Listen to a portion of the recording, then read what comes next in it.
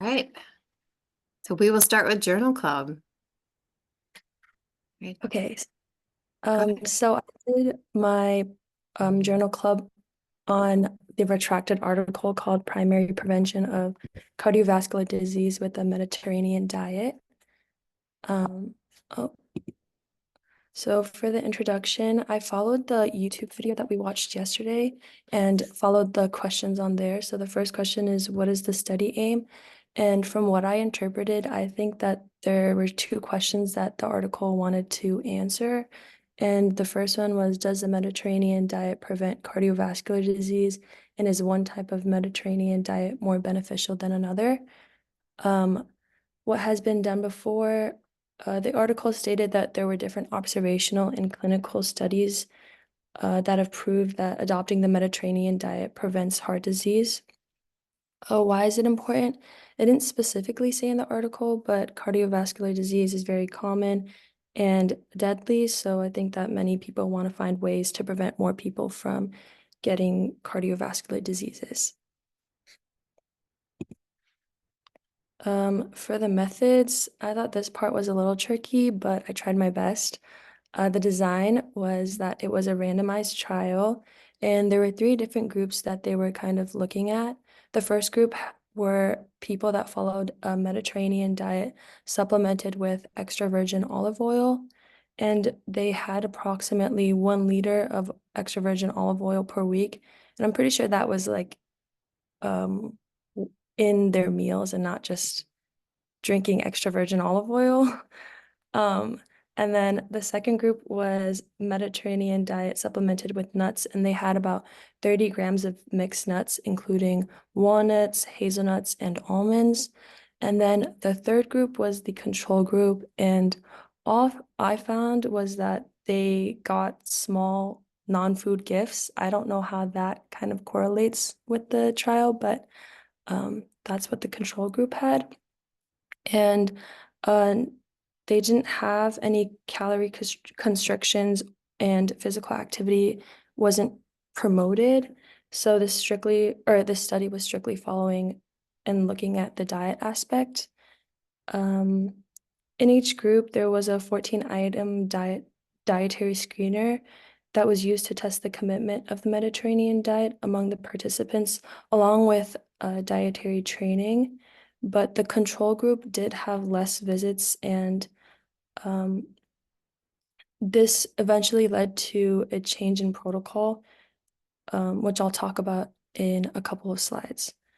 Who is the study population? There were a total of 7,447 people, all ranging from 55 to 80 years old. There were 57% were women and 43% were men. And all of the participants were at high risk for cardiovascular disease, but did not have cardiovascular disease when initially starting the trial. And high risk included either type 2 diabetes or at least three of the following major risk factors that included smoking, hypertension, obesity, or a family history of heart disease. For the definition, how did they define the outcome? I'd say that they defined the outcome as successful. They stated that at the end of the paper, that in this primary prevention trial, they observed that with an energy unrestricted Mediterranean diet, that could be supplemented with extra virgin olive oil or nuts, it resulted in significant reduction in big cardiovascular events with people that have high risk to those major events. And I'd say that this supports their study aim and concludes that the Mediterranean diet is a primary prevention of cardiovascular disease. Um, so for the outcome, um, one of the issues collecting the data was that something with the control group. Originally, the control group had a baseline diet training and the 14-item diet screener. And every year they got a pamphlet or leaflet informing them on low-fat diets, but that was about it. But because of the lack of visits and personalized care for the control group, participants had or participants in the control group, a lot of them dropped out of the trial. So because of this, they had to change the protocol in October of 2006. With this change, it led to the control group receiving extra support and more individualized care, including group meetings. And they had, with the change in protocol, they had the same expectations and care as those in the Mediterranean diet groups. Um, but because of this, this could also lead to bias. For the results, it was kind of tricky. There were different tables and um, other figures that I couldn't really interpret, but I did find this graph that was pretty easy to interpret for me. So for figure A, it has the primary endpoint results, and it had a 95% confidence interval with the p-values of 0.09 for the extra virgin olive oil diet and 0.02 for the mixed diet. They also had something called a hazard ratio. I didn't really understand what that meant, but the Mediterranean diets had the same hazard ratio. But for the first graph, the controlled diet had more instances of the major cardiovascular events than the Mediterranean diets, which supports their claim. And then for figure B, for the total mortality, there was also a 95% confidence interval, and p-values were 0.11 for the extra virgin olive oil and 0.68 for the mixed nuts. But here the hazard ratio was um, 0.81 and 0.95 for the Mediterranean diet. So there was a little difference there. Um, yeah. And then for my discussion, how did the authors link the study to the other studies? In the article, they mentioned the Lion Diet Heart Study, and this study was mentioned to support the study's argument. The Lion Diet Heart Study increased the cause that the Mediterranean diet has been constantly favorable to lowering cardiovascular risk. For limitations, from what I understood, this trial took multiple years, so some participants couldn't make the time commitment anymore, or some of them died during this trial because of age or maybe different events, which brings the population lower because originally they were estimated to have about 9,000 participants. And I'd say another limitation was the protocol change, um, where the intensity of dietary intervention in the control group was increased, which could lead to a bias towards the Mediterranean diets. And then also, I'm not sure if this is necessarily a limitation, but this article was retracted. And when I looked it up, it was retracted for the inconsistencies in the randomization process. Future directions. The article didn't say any future directions or any future research that they were going to do. For generalizability, I'd say it's very limited. This research was conducted in a Mediterranean country, and all participants, like stated before, were at high cardiovascular risks.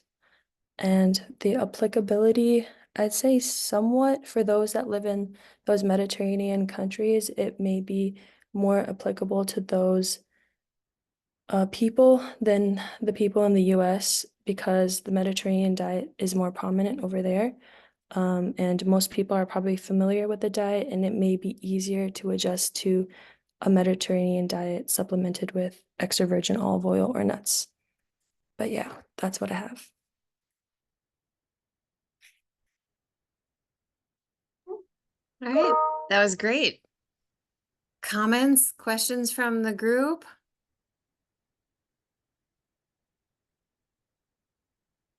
What did you guys think about this study? I mean, as far as like the setup, one thing you'll notice with studies with populations, it gets complicated, right?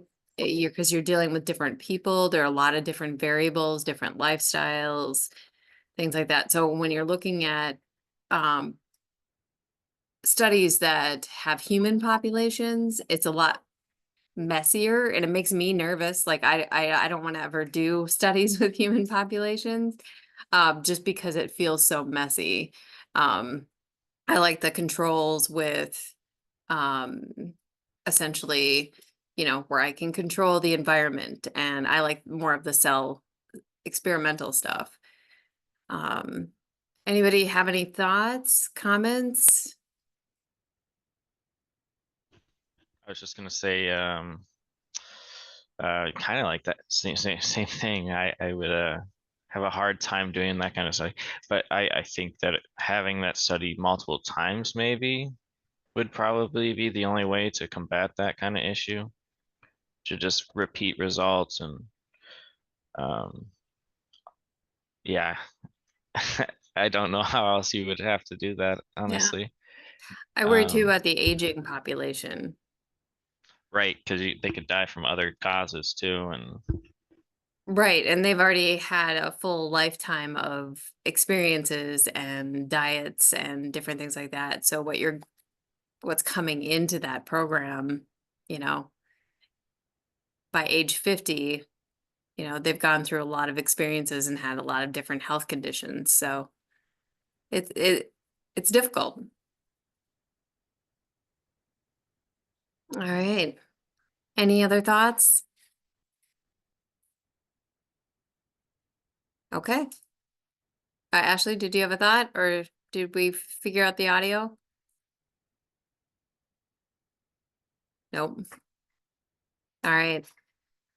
Well, thank you. I think you did a great job. You hit all of the points, you hit them in order, you followed that kind of protocol that was set up that we set up yesterday.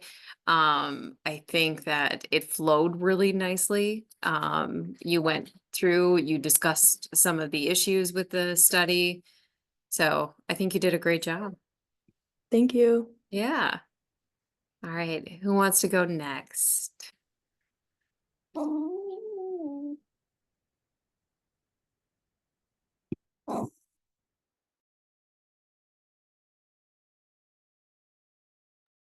I'm not paying attention to her, so. Um, Volunteer? Otherwise, I'm gonna start I can go picking. next. Okay, great. Chris, Share screen. you should be able to. Yeah. It's this. Oh, that's the article. Um, how do I get rid of the? There you go. Okay. I did the Taylor article. It was retracted. It's about microRNA exosomes and ovarian cancer. So, for the aim, I guess, study wanted to determine if microRNA could successfully like diagnose cancer in patients without using a tissue sample. So they were going to use blood instead of tissue samples. I actually didn't know like what microRNA and exosome is, so I'm just like going to provide some definition. So microRNA basically just prevents messenger RNA from producing proteins by binding to them. And then exosomes, they I guess carry like information from one cell to another to help communicate. What has been done before? Many techniques for diagnosing cancer has been developed, and one of these was the microRNA. Um, Basically, like they just use like how much of it is present in patients to detect cancers, and then a note like different cancers release different type of microRNA, so they can actually like pinpoint what type of cancer a person has. Why is this important? Early diagnosis of ovarian cancer, and ovarian just means like ovary, so cancer in the ovary. So early diagnosis of that can prevent best because like the majority of, I guess, well, the survival rate for late stage cancer is really low compared to early onset cancer. Let's see, why is this better than other methods? Um, so the article states that is less invasive. And also like some types of cancers actually don't like, I guess, are harder to detect. So this just provides an easier way to help detect cancers. Methods. So the yes experiment included 50 women, and then on top of that 20 women. So 70 women also. The 50 women were diagnosed with malignant cancer. I can't pronounce that word. So various You got it. stages like It's stage one, malignant. stage two. Yeah, malignant. Thank you. So stage one to like stage four. Each stage had 10 women, except for stage three, which had 21. I don't know if that will affect anything. I think the number is pretty small, so I don't think so. And then again, 10 women with nine cancer and 10 women with no cancer. The groups are age matched to, I guess, compare between them.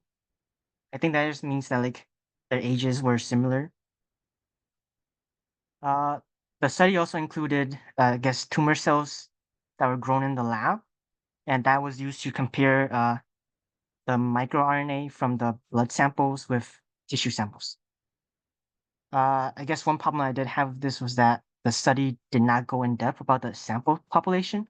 Again, like I mentioned, the sample population is pretty small, so I don't think it can be generalized. Also, like there are lifestyle factors and like ethnic makeups that and diets that could affect like the cancer. Um, guess this is more methods. Yeah, it's more methods. So they isolate the microRNA by first isolating the exosomes through magnetic fields, centrifuge, and the use of saline. So the TBS is like tris buffer saline, which is good at maintaining pH. And then the PBS is phosphate buffer saline, which prevents the exosomes from shriveling up. I don't really know how that works, so I'm not going to go in depth about it. And then there's also the BRAF. They also use the Brafford method to analyze the exosomes, and I have a slide. The next slide is more about that. Then, after they isolate the exosomes, they isolate the microRNA uh, through isolation kit.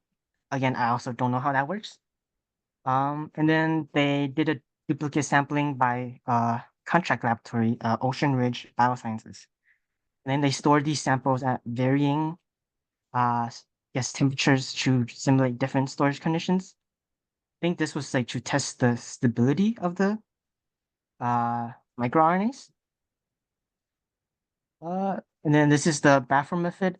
This is a question for you, Bell.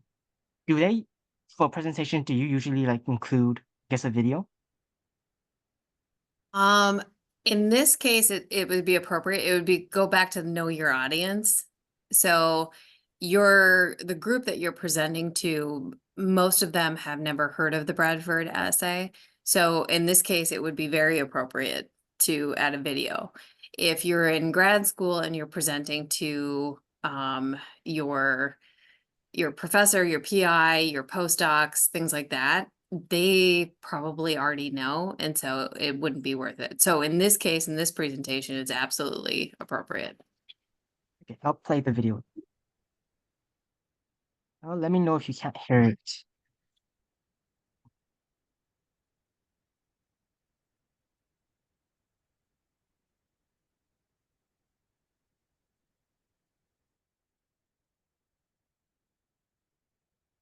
I'm not hearing anything right now.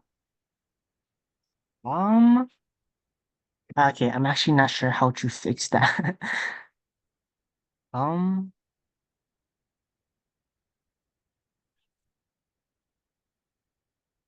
did you hear it? No, Okay.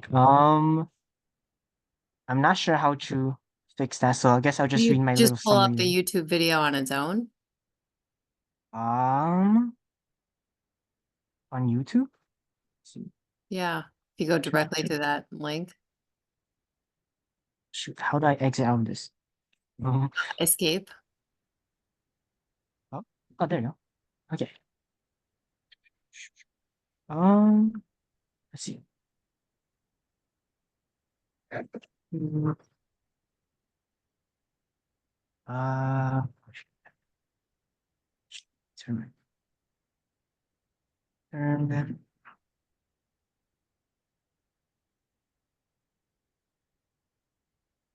So I can just click it. Okay. Yeah, you should be able to.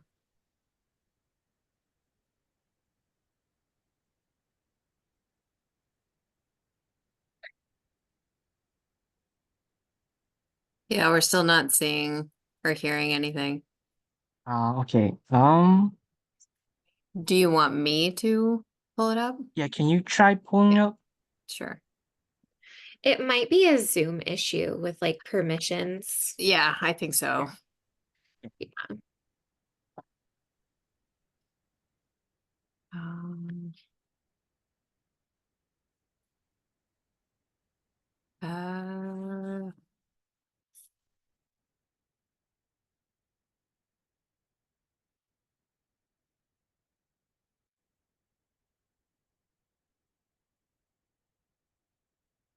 that's the one.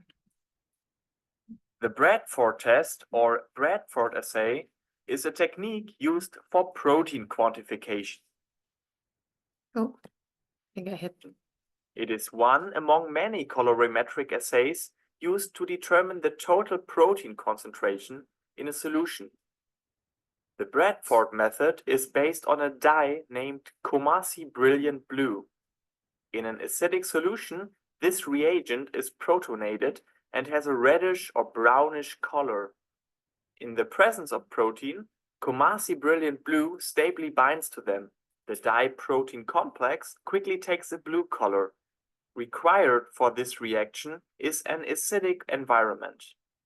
The complex formation results in a shifted absorption maximum of the dye. The protein solution can be measured in a spectrophotometer at 595 nanometers. In the absence of protein, there is no change in color. The absorption maximum does not shift. How does Comasi Brilliant Blue G250 interact with the proteins? This is Comasi Brilliant Blue in an acidic environment. In the presence of protein, the reagent disrupts the protein structure. That exposes the amino acid side chains. The sulfonic acid groups of the dye interact with the positive amino groups of the protein found in basic amino acid residues present in lysine, arginine, and histidine. This results in a stable form of the dye, and the color turns blue after dye-protein complex formation. But how do we determine the protein concentration? The spectrophotometer measures the optical density at 595 nanometers. First, the pure solution without any protein content is measured. To calculate the protein concentration of an unknown sample, we need a reference solution where the protein concentration is already known. This is classified as the standard. In most cases, the protein BSA is used for this. Different dilutions of this standard are made. The optical density is measured for 1 microgram per microliter and higher concentrations such as 2 and 4 microgram per microliter. That generates a linear curve in which the optical density increases proportionally with protein concentration. Now, the sample with the unknown protein content is measured. The spectrophotometer assigns the optical density, and with extrapolation, we can calculate the protein concentration, which will be 3 microgram per microliter. The Bradford test has advantages and disadvantages.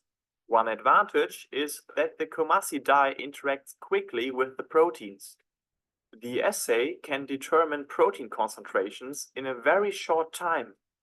It is also easy to use since it just requires the Bradford reagent and a spectrophotometer. The assay can be performed at room temperature. In comparison to other protein quantification techniques, the Bradford method is extremely sensitive. It can even detect protein concentrations of 1 microgram per milliliter. One of the disadvantages is interference with detergents such as SDS. Since the Comasi dye reacts mainly with the basic amino acids, the assay faces another limitation. It is dependent on the protein's amino acid composition. The Bradford assay is just one among many protein quantification techniques. Make sure to subscribe and take a look at the channel for more scientific videos. Thanks for watching. All right, we'll turn it back over to you. Okay, thank you. Mm-hmm. Okay. So that was the Bradford method. Full video. Let's see. No. Okay. So here were the results.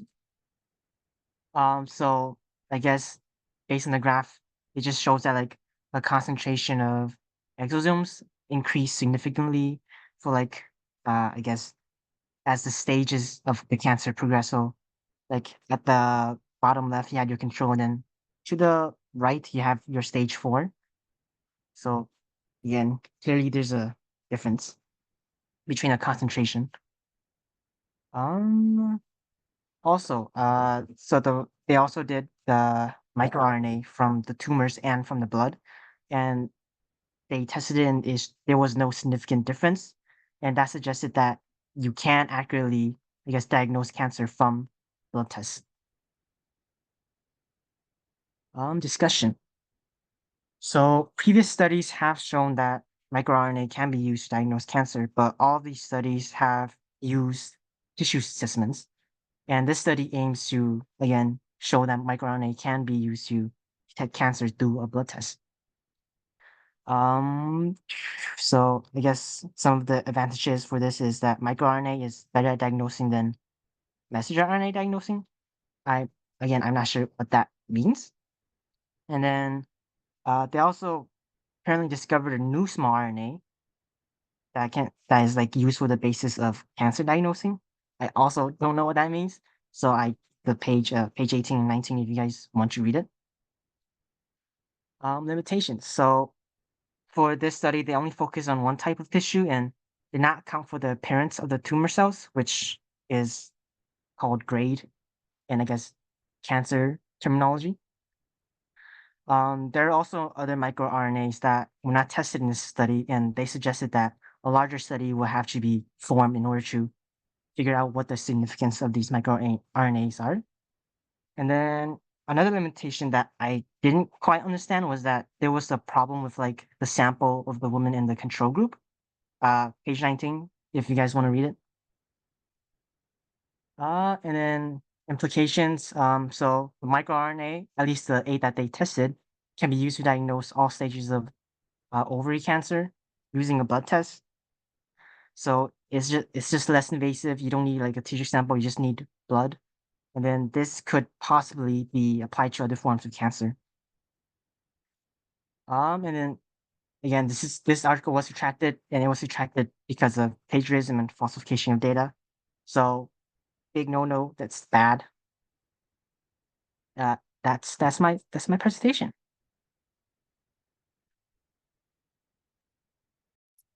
Do you know what it was the whole article plagiarized or? They like, I think I read like they falsely like use some of the like figures. So like the figure that I showed you guys probably isn't even correct. Okay.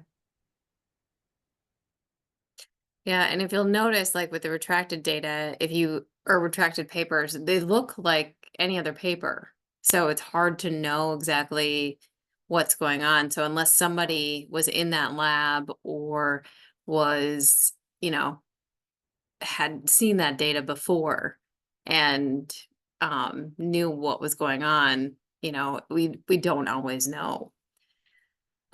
Which makes it a little bit nervous, but it sounded like the study design was fine. It was carrying out the study that was a little bit wrong, for lack of a better term.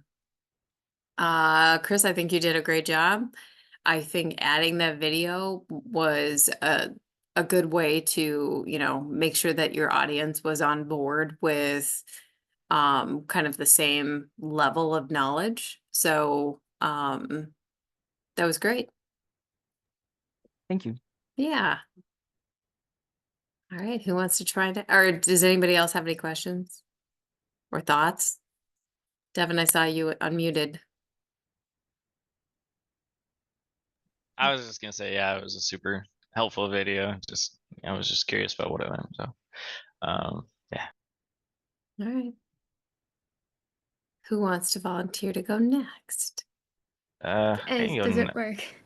Oh, Oh, yes, Oh, Ashley. can I go? yes, definitely. Okay. Okay, thanks.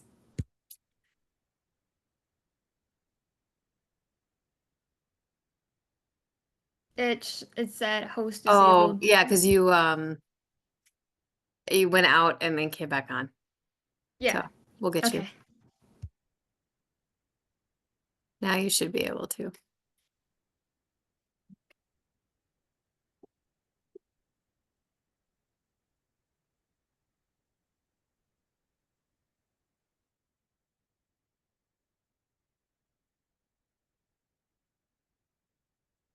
Is it on full screen for you guys? Yes, it is. All right. So my article was on the Salt Material House Project, Designing for Deaf by Hwang. She goes by May, but May? May. Okay, that works. By May. So this project was established to challenge the sustainability of buildings by creating a temporary structure with a seasonal life expectancy.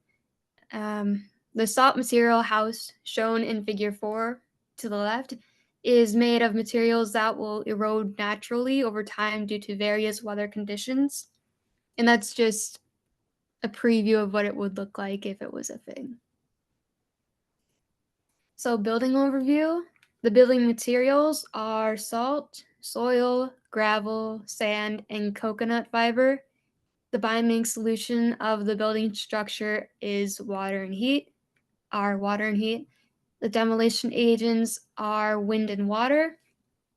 And you can see the salt crystallization process up here with the coconut fiber basewood and cardboard and fabric.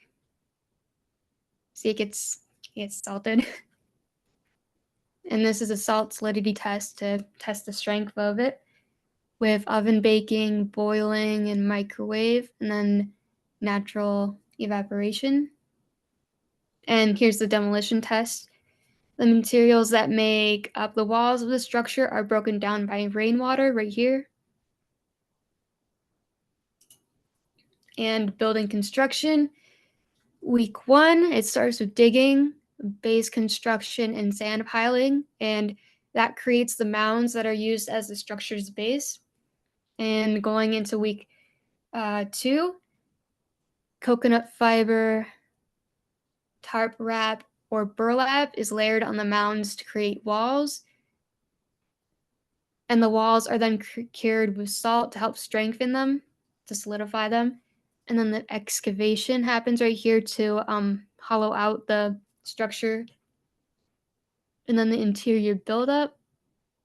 And then it's safe to occupy at this stage. And then what begins is natural demolition, where the buildings will erode over time due to weather conditions such as rain and wind. This gradual erosion will change the form and the function of the structure. See down here, for example, when a salt house deteriorates, its function can change from a private dwelling into a public hut. And depending on the material of the mounds, the life cycle can last longer or deteriorate faster. I'm not really sure what they meant by soft bright or coarse dark. But yeah. And I'm the not sure conclusion, either. It's not my field. yeah, I was confused because also this part, I wasn't sure if it was different like materials like sand, rock, or if it's just like different shapes. But yeah, I'll skip that part. Yeah, and you can And always ask May too about it. Mm-hmm.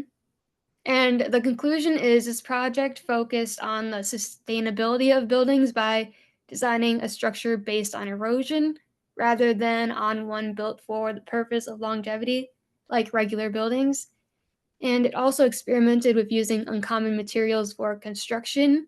And those materials that were used to create the salt house, it doesn't damage the earth or anything. So it can just be left there. You don't have to like pick it up or anything. And it was a pretty short article, so this is a short slides presentation. So, Go ahead.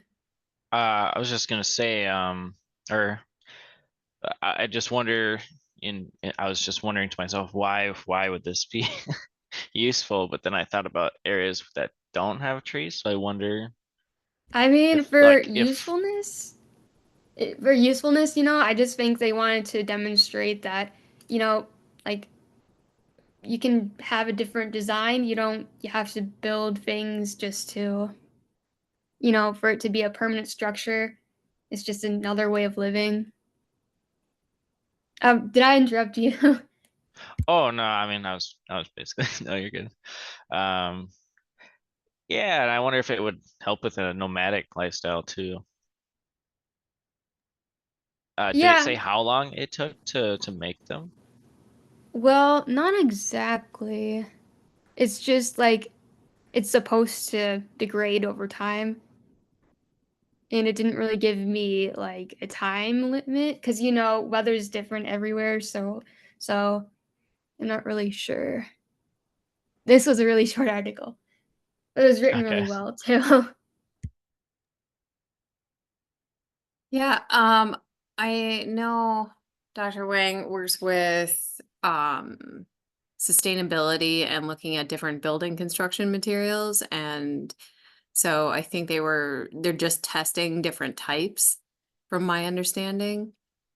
Yeah, this article focused on architecture and used architectural phrases like I can't think of it right now, but facade. I pretty much figured that out to be walls.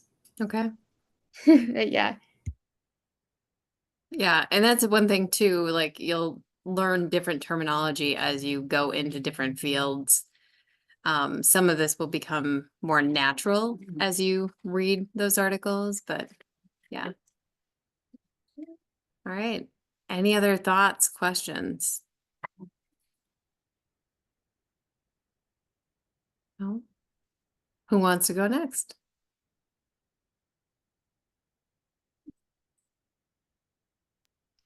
I can go next. I don't All right. actually have a visual or anything. Unfortunately, I didn't think about that. Which article did you have? I had the Wakefield redacted for several reasons, it looks like.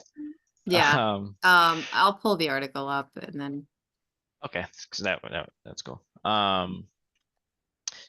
So it was, I'll just say the redaction reasons, like there was scientific misconduct that included fraudulent data, misrepresentation of data, ethical violations, and selective sampling, which is apparent. I don't think, no, there's like no control. But I guess I don't know how you'd find a control in that situation either. So where'd that go? There we go. Very hard to read around the retracted. I didn't know how to take that around. I had to keep highlighting. Anyway, so basically the study was going into, there was 12 children and 11 boys and 1 girl that started to have kind of intestinal issues, which had symptoms including like diarrhea. Shoot, where did I have this? Sorry, lost my spot. Well, Oh, abdominal pain, food, and food like having problems with food intolerances, I guess. And they found that they were starting to have a loss of motor skills, like they called it a regression of uh something, I guess. So I guess let me start with the methodology. They were going into using gastroenterological, sorry, neurological and developmental records to assess them, using MRI scans, EEG, which I'm not familiar with, and lumbar puncture, which yeah. And I feel like there's a lot of brutal tests that went on. Actually, I think that was something ethical that they were questioning about it. And even barium radiography, if that was allowed, I'm guessing by the parents. Or yeah. And there's also biochemical, hematological, and immunology profiles examined. The age group between the kids were 3 to 10. And yeah, so then they found that there was symptoms that the parents had associated. So they're going off of word of mouth, I guess, from parents. So I thought like right there, that was kind of like, I don't know how else they could do it, but at the same time, I look at my symptoms online and say, oh gosh, I have this disease. So I just question that a little bit. They had associated the kids that had measles, mumps, and rubella vaccinations in around 8 of the kids with those symptoms of like intestinal pains and then the motor skill issues. And the majority of the tests that they did with the intestinal and neurological tests came back pretty normal. Besides, it looks like the hemoglobin, I hope I said that right, was lower in 4 of the kids, and the majority of them had an increase of methyl malonic acid, which is usually a good sign that it is there's a B12 deficiency, which is like brain developmental, I believe.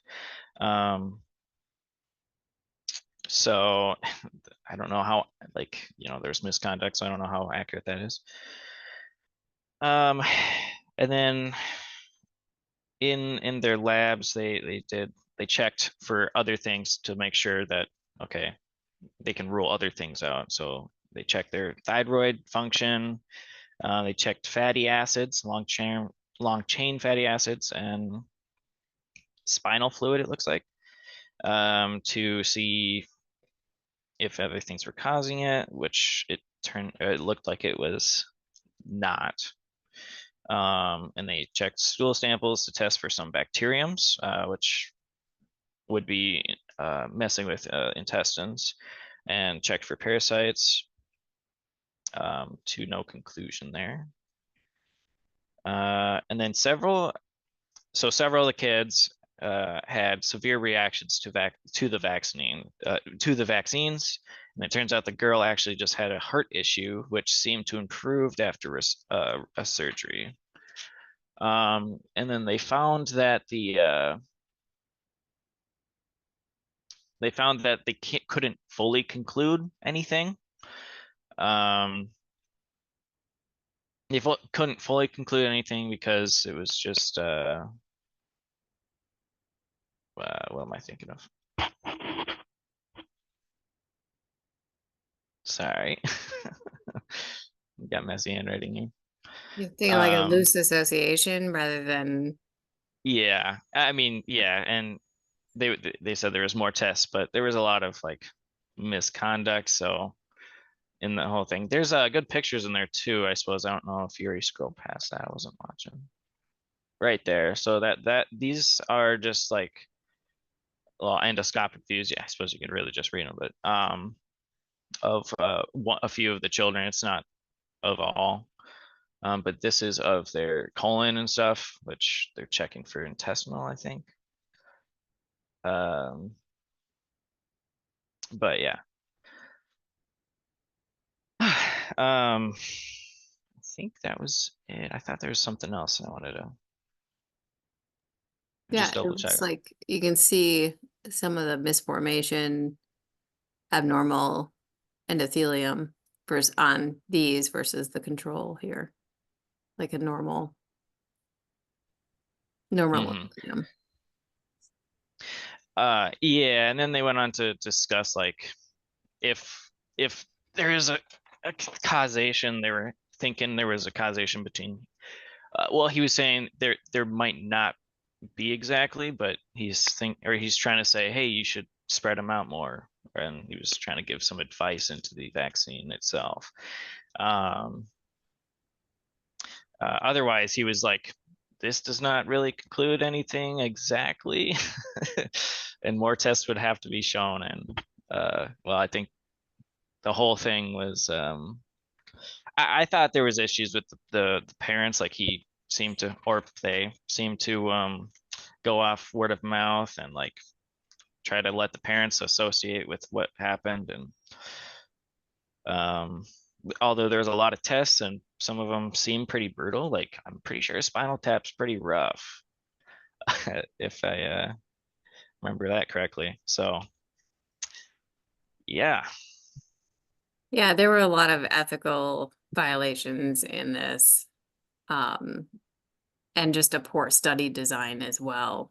The sample size Mhm. was only 12 and you had pre-existing conditions in all 12 children. So, yeah. Yeah. Oh yeah, and then there's that chart too. I didn't really understand those at first, but it just shows like they numbered each child one, like I think 9 of them got autism or were just diagnosed with autism. There's a chart right there. Yeah. Yeah. Is there anything else that was surprising or stood out to you? Uh well, the amount of words that I couldn't understand. No, I don't think so. Yeah, I mean, there's a lot of confusion, to be honest, for me. There's a lot of it I didn't understand.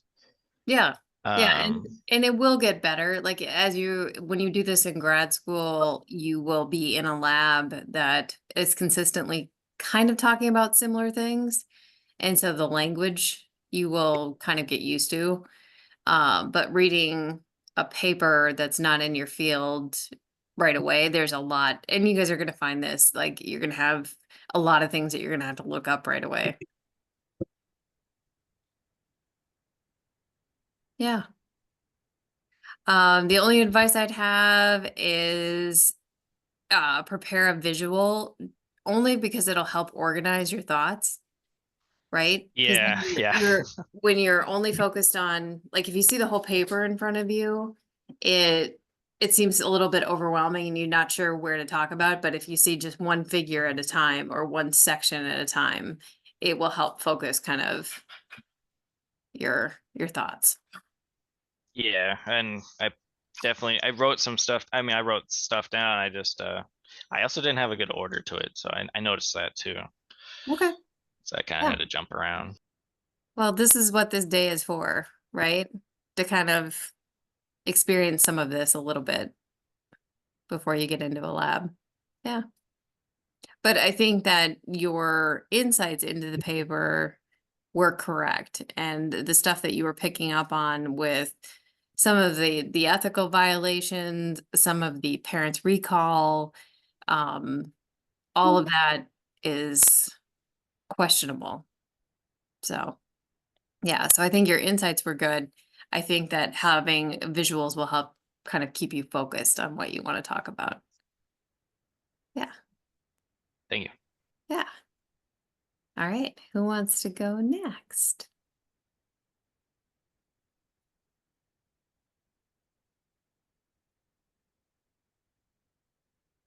think we're on Jocelyn, Rian, Elena, or Sarah.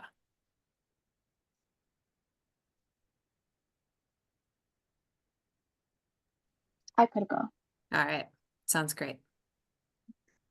Okay. Mm,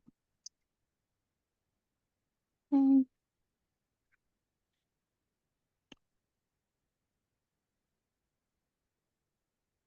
Okay. Oop.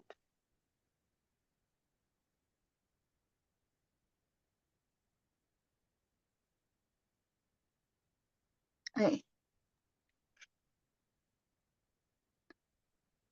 So the journal article that I read was Structural and Functional Connectivity in Hydrocephalus. Yeah. So I wasn't too familiar with the term. So it's basically a condition in which fluid accumulates in the brain, typically in young children, enlarging the head and sometimes causing brain damage.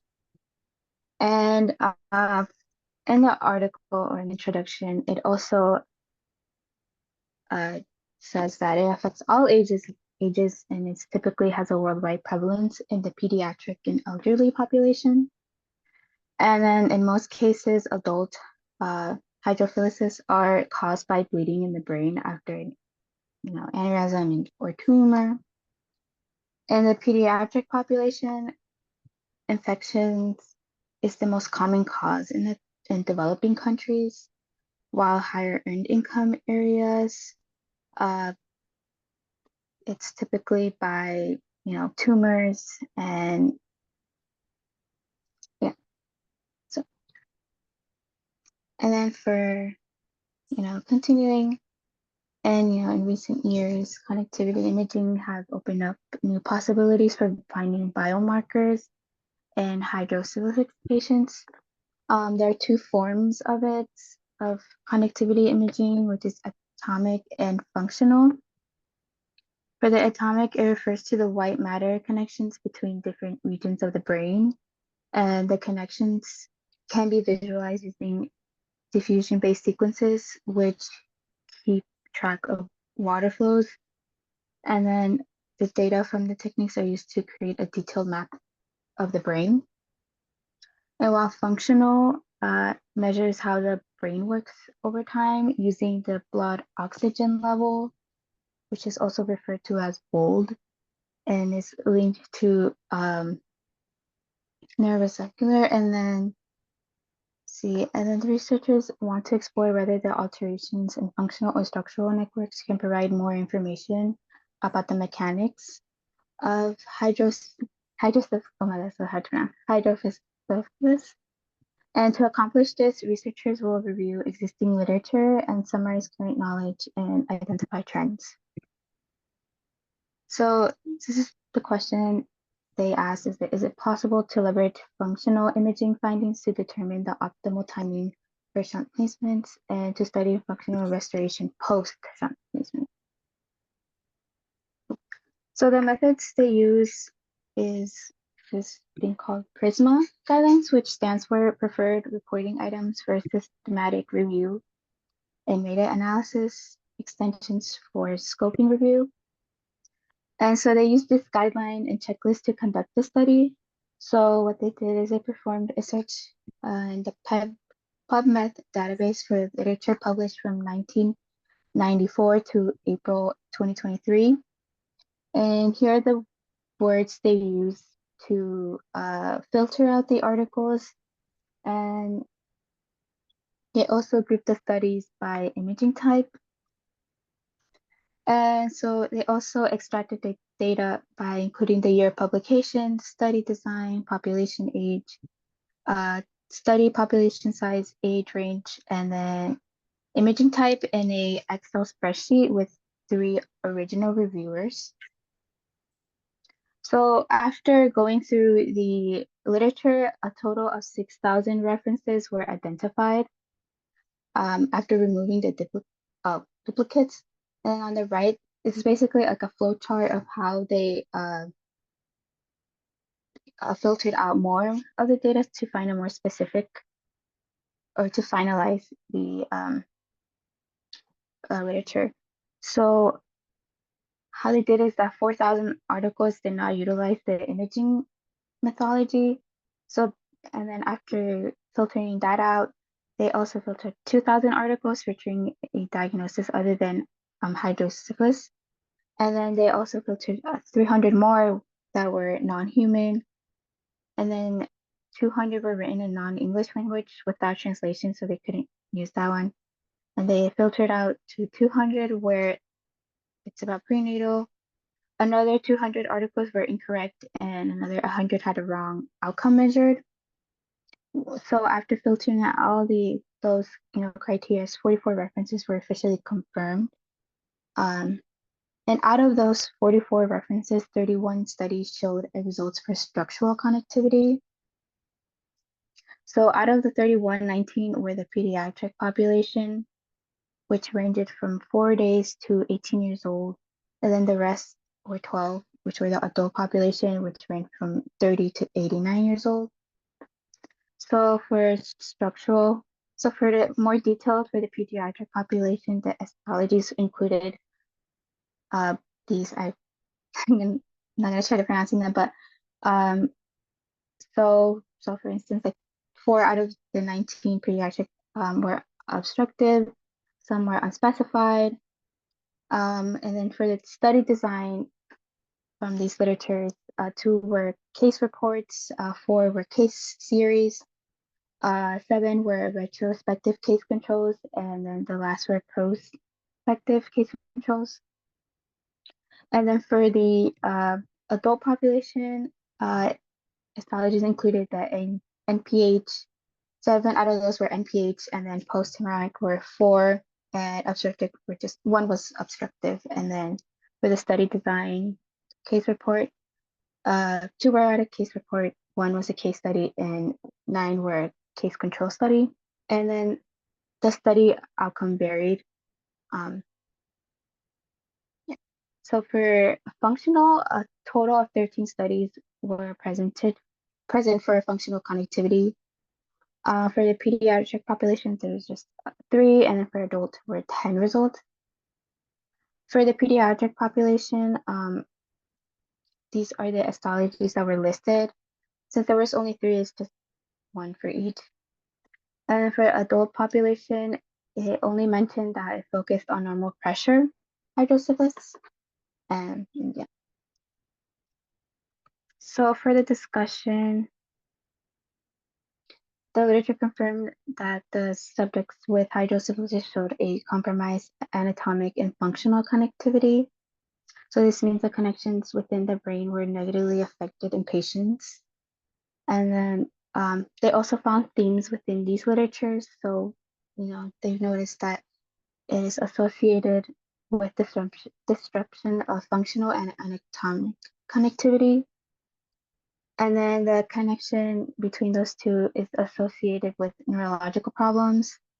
And then they noticed that timely treatment of this restores both forms of connectivity and neurological compromise. And one of the challenges they mentioned is that they couldn't use paediatric patients because they want to minimize the exposure to radiation in CT imaging. So that's why they decided to just review literature and just, find themes. So yeah, that's what I have.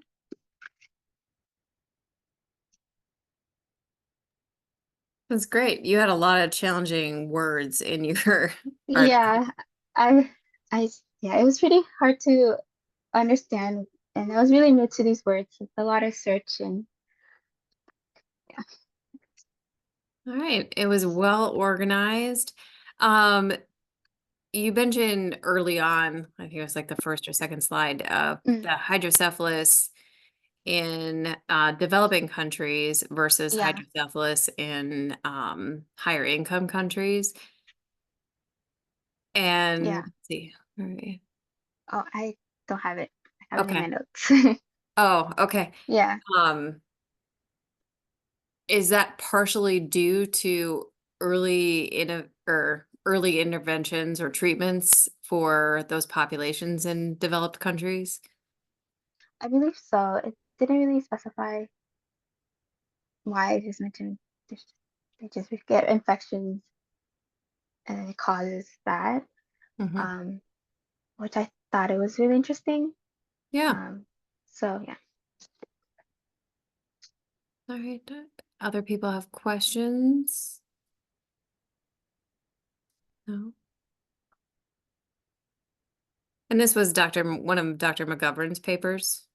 I believe so. Yeah. Yeah. Okay. All right. Let's see who else. We got Elena, Rian, or Sarah.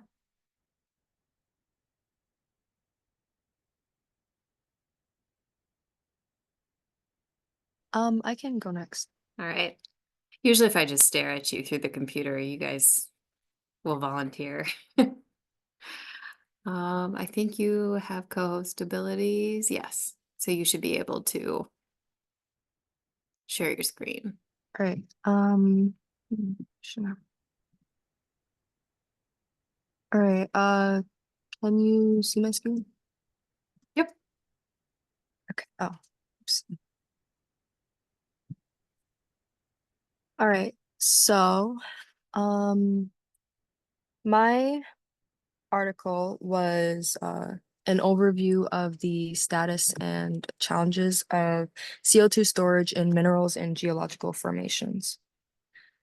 So this article is a review of the different methods of CO2 storage in minerals, rocks, and other geological formations, and how it can contribute to reducing the amount of CO2 in the atmosphere permanently.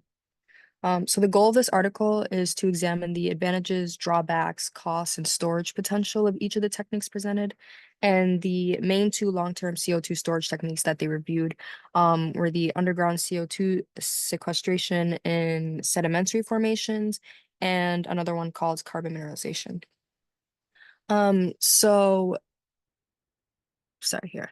Underground sequestration is one of the more mature methods of CO2 storage, and so that relies on CO2 that's been dissolved in a liquid or it's in the supercritical form, where it can be injected into sedimentary formations underground. And so that makes it stored permanently. And it's a helpful way to remove CO2 from the atmosphere and keeping us below the 2 degrees Celsius, which is preferably 1.5 degrees Celsius, of heating with climate change as per the IPCC and Paris Agreement. So, carbon mineralization, however, uses something called mafic and ultramafic rocks, which were rocks that are full of alkaline minerals like calcium and magnesium. And so when a reaction between these minerals and CO2 occurs, carbonate minerals are created, which are minerals that naturally remove and store the CO2. And this process happens on its own over like hundreds or thousands of years, but it can be sped up in various ways, which they look at in this review. For example, a form of ex situ mineralization, meaning it occurs above the surface of the earth, would be using a high temperature or pressure reactor to force a reaction and create a useful product, like say concrete, so we can use that for buildings. And all these processes tend to use materials left over like mine tailings, which are the material from mining projects that are not really valuable, unlike diamonds and whatnot. Or they use industrial byproduct, which are materials generated in industrial processes that can be used somehow. Alongside these methods of carbon mineralization study, they also state that the research they've outlined includes some of their priorities ranging from fundamental research on kinetics, rock mechanics, numerical simulation, etc., to assess the efficiency of this and reduce the risks associated with it. So overall in this review, we can get a better look at which techniques are more cost effective and feasible when we're considering the best methods of CO2 removal using geological formations and the rates that we should consider so that we can get the best outcomes within the year 2100 mark. Also, I wanted to say like a lot of the figures, so basically all of them, utilize data from the sources like the National Academies of Sciences, Engineering, Medicine. And so As they examine the best methods, we have a few comparisons here in reaction dissolution rates in the figures they presented. So for example, figure 1 is looking at the dissolution rates with calcium and magnesium rich minerals at different temperatures. So 25 degrees Celsius in blue and 180 in orange. And we can see that with some of the minerals here, like wollastonite and brucite, have much more variation in their dissolution rates and higher rates over varying temperatures. But minerals like labradorite in this feldspar category have more overlap. And since olivine is more highly abundant in the Earth's upper mantle, it makes it a really good candidate for carbon mineralization, especially in consideration of pH. And so figure 2 also is a summary of data on the rate of carbon mineralization of those mafic and ultramafic mine tailings, which are those leftovers from all the valuables that actually can be used. And since they're in contact with CO2 rich gases and all the fluid in the air, they can be used pretty well with storing carbon dioxide. And so this figure just examines those rates with in situ and something else called surficial mineralization, which are basically utilizing storage in subsurface or surface pore space, unlike ex situ, which was using different actual pressure factories and whatnot. So this figure helps us identify later in the review how the surficial processes prove to be more expensive, but they do have more permanent storage capabilities without a useful byproduct in the way ex situ mineralization offers. However, since it's more cost effective than ex situ storage, which is like $100 per ton, and a method of in situ circulation of water through peridite is so cost effective since it doesn't require CO2 capture equipment, it can be paired with forms of creating power using geothermal power. However, this can get to like $1,000 per ton. So they looked a bit more at this in figure 4, which summarizes the cost versus the storage potential in gigatons of CO2 per year stored. So with figure 3, though, it lets us know how some things like basalt, which have high porosity and permeability, increases reactivity with CO2, making an ideal medium for storage and injection in comparison to other types of rocks. Also expressing how CO2 trapping mechanisms evolve with time and how we can get better with it.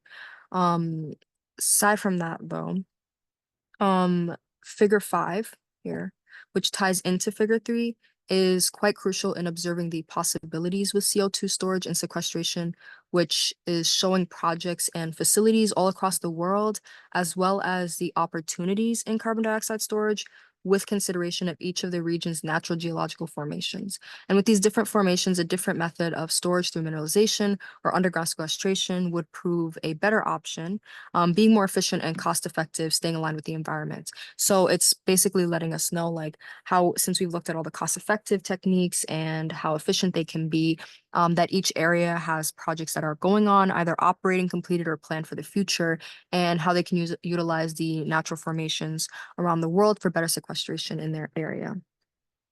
So in the end, the article came to the conclusion that the sequestration of CO2 has to increase to gigatons of CO2 per year, of that scale rather than say millions of tons, but rather that we need to be on the billions of tons scale to make a notable impact in the mitigation of climate change.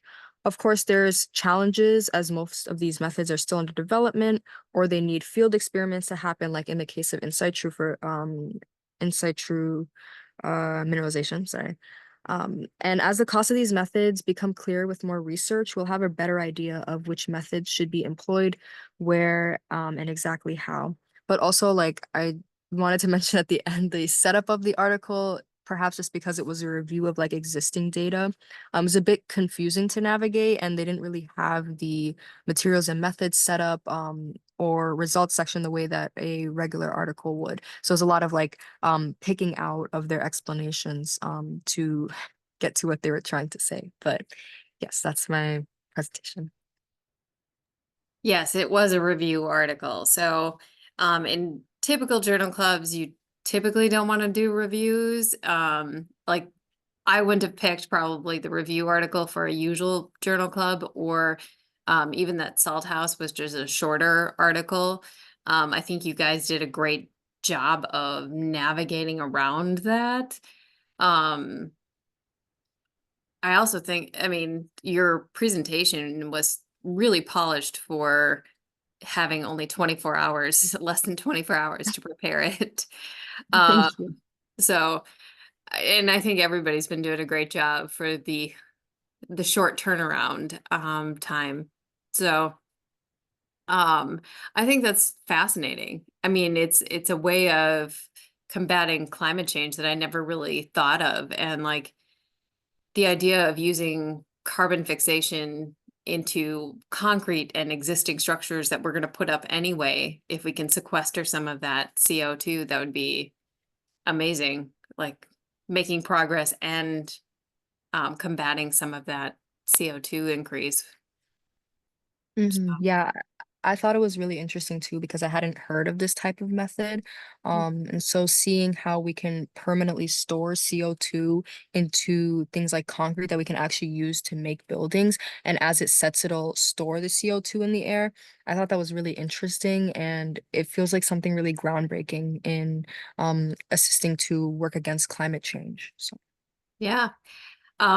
So I'm not sure what day they're speaking, and maybe Liz can remind me. But Dr. King recommended this article for anybody that's going into his research lab.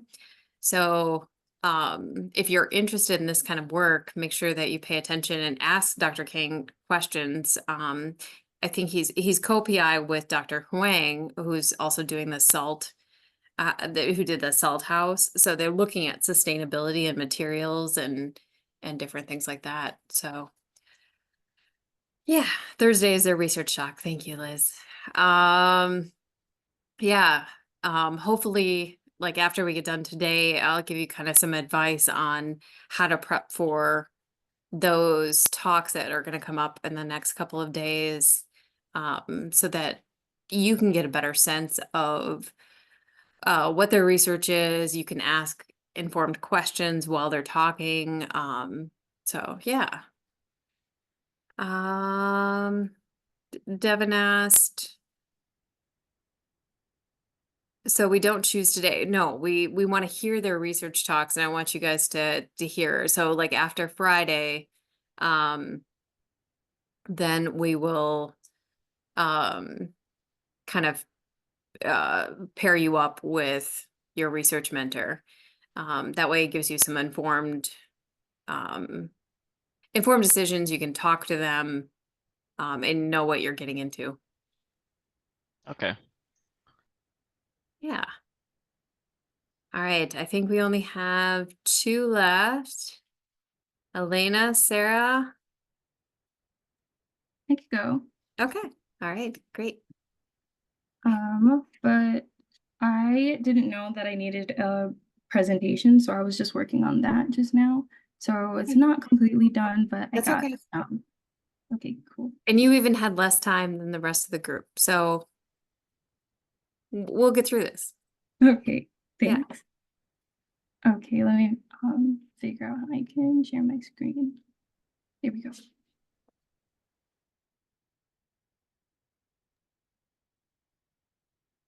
Okay. All right. Are you able to see?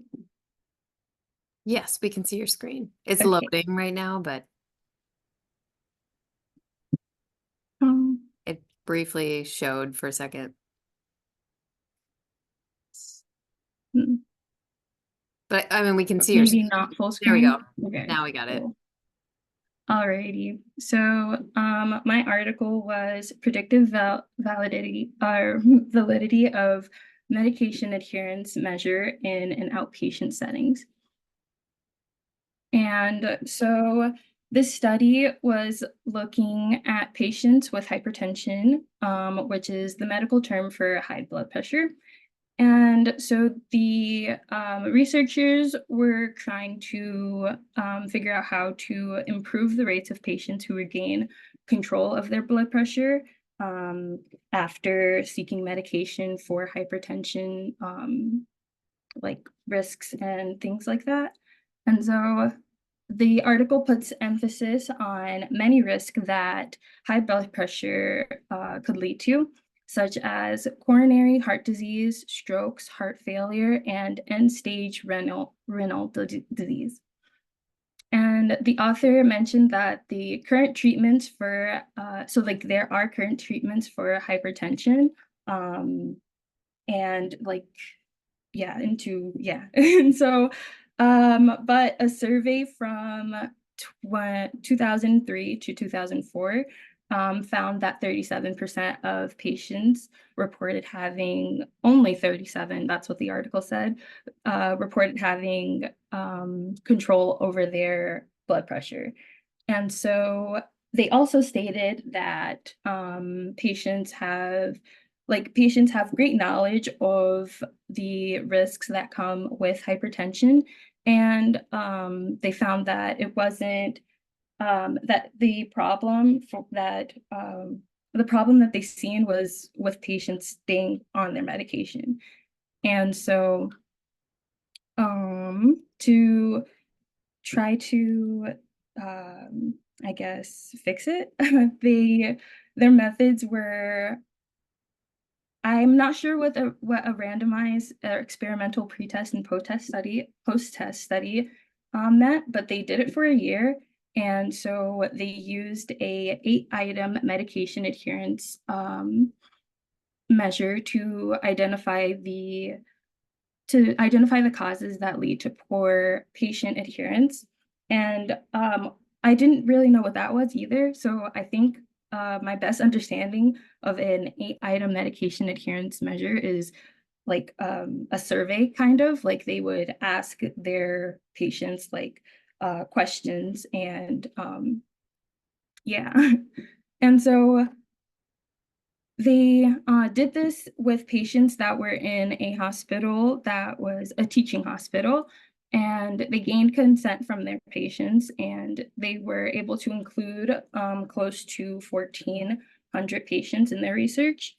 And they also mentioned that they try to avoid yes/no questions so they could not deal with the yes saying bias. And so basically what that is like sometimes patients just try to give their physicians like positive answers when they are trying to figure out what's wrong with them. And so to avoid that happening, they would try to use more questions that like required just basic like lengthy answers, kind of.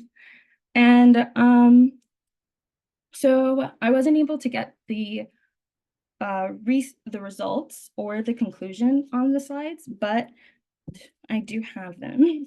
So the results basically, so they found that the Elena, do you just want to show the paper?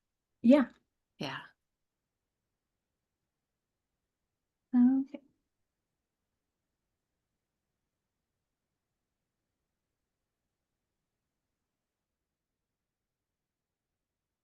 Here we go. Okay. And so these are the results right here, or at least some of them.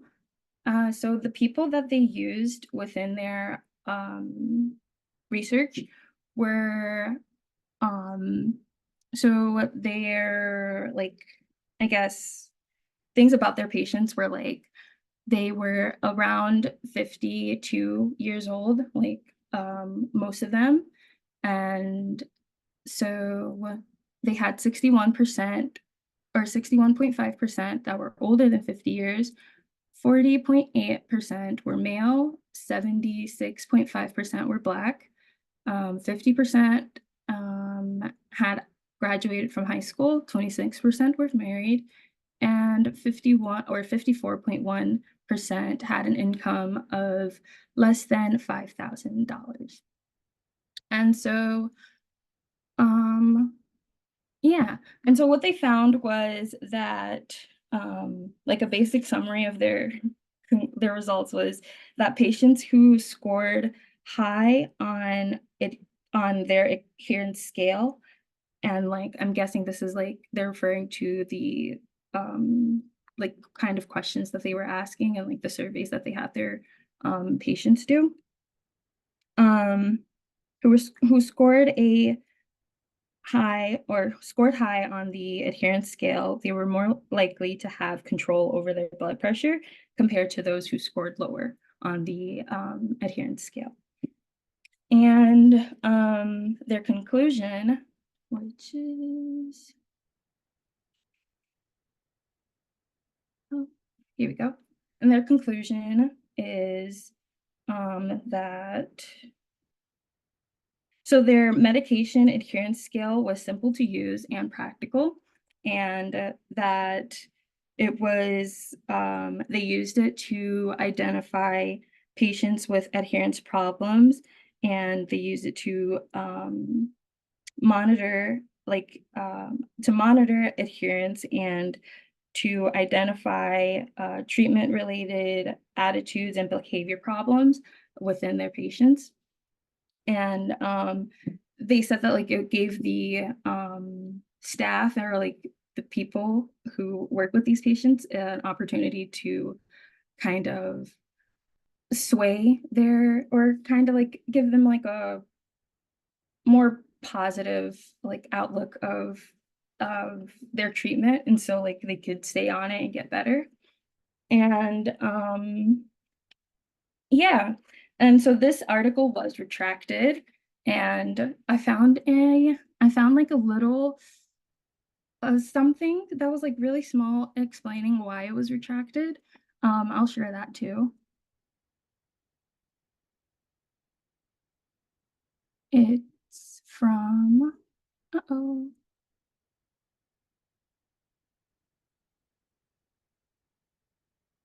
Great. Okay.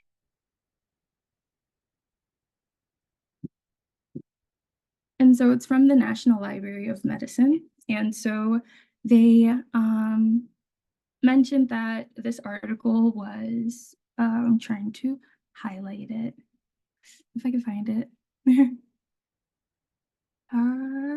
Yeah, right here.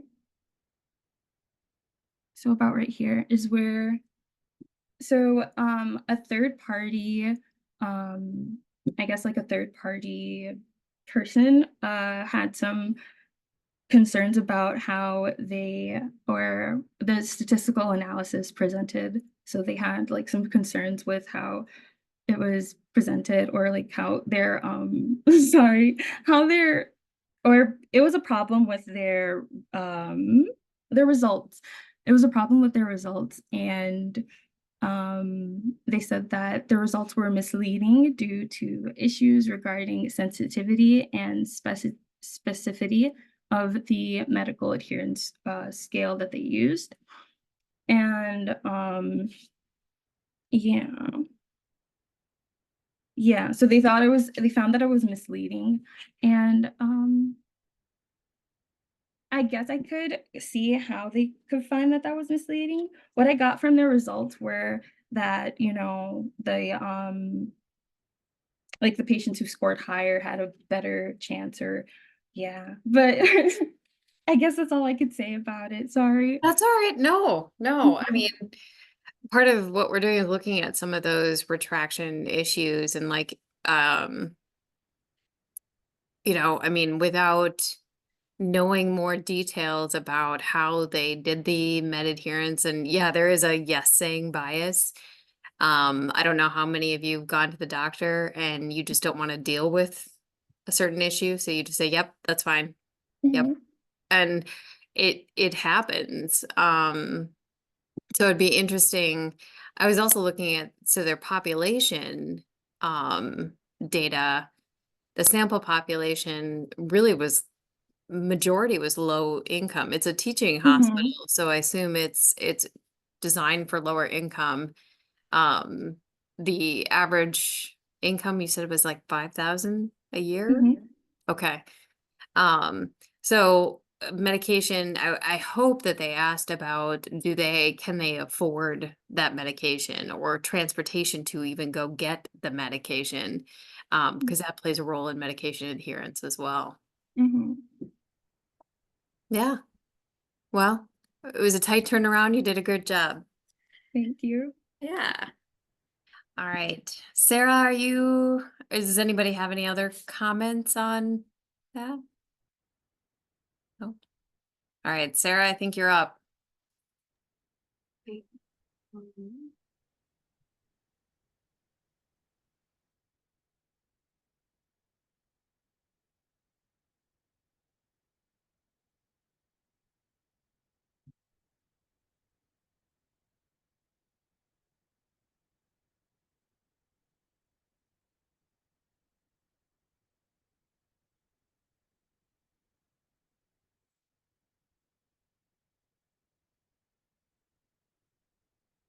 So mine was the, can you guys see my screen?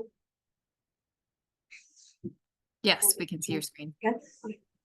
Okay. Mine was the cardiovascular effects of the transcranial direct current stimulation and bimanual training in children with cerebral palsy.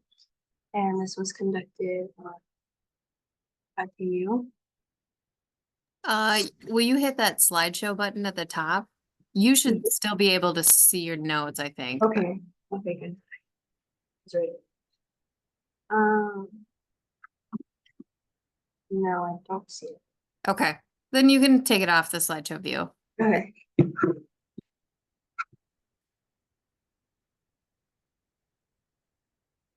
Let me pull it up here. 1 second. Okay. I'll just add in a different device. You get it figured out? Let's see. If Yeah. you click I'll just- out or, Mhm. yeah. Okay. And then where that arrow is with the slideshow? Does it say show with notes? Or no, right there. Presenter. Yeah. Presenter view. Um, Oh, maybe not. yeah. Okay. Okay. All right. So, That's fine. So, CP is that it's a prenatal stroke.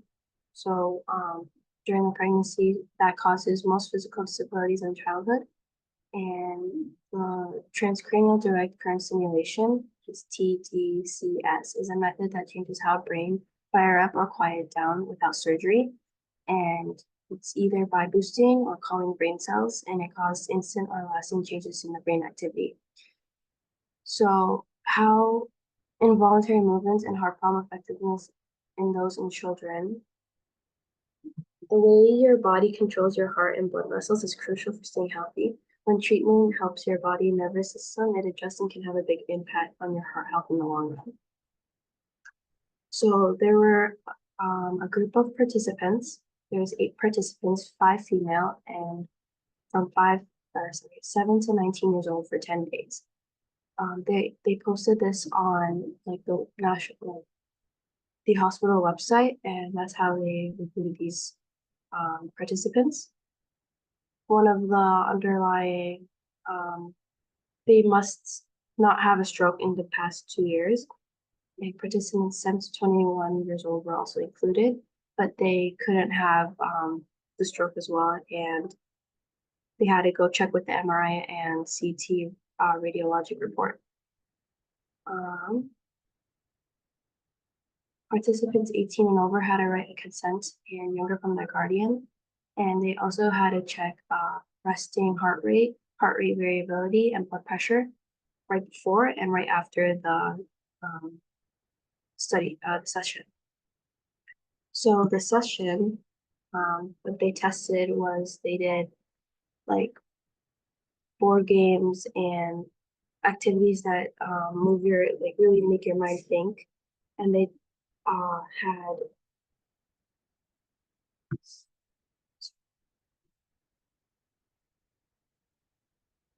they did this every single day at the same time for 20 minutes.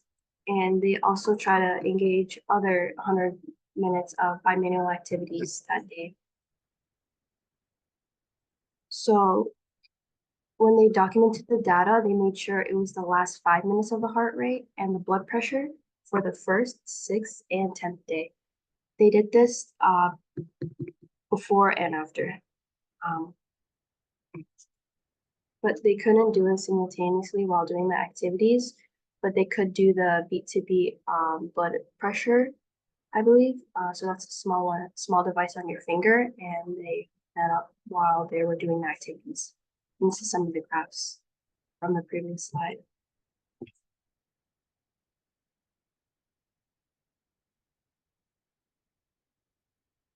So this is the day, and it tells you more in detail. So this was the first study to explore autonomic and cardiovascular effects of a combined intervention with TDCS and bimanual therapy in children and teens, with the exception of young adults with cerebral palsy due to the stroke. So the results were that I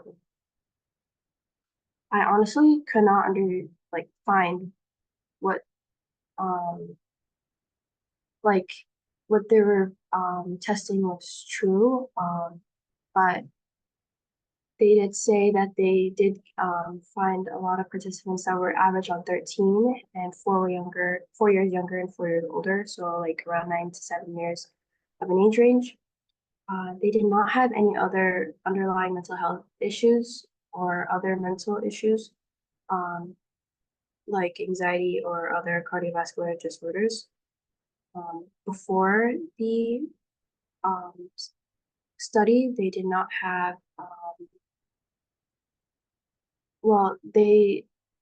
some of them reported to have like tingling on the head, like on the top of their head.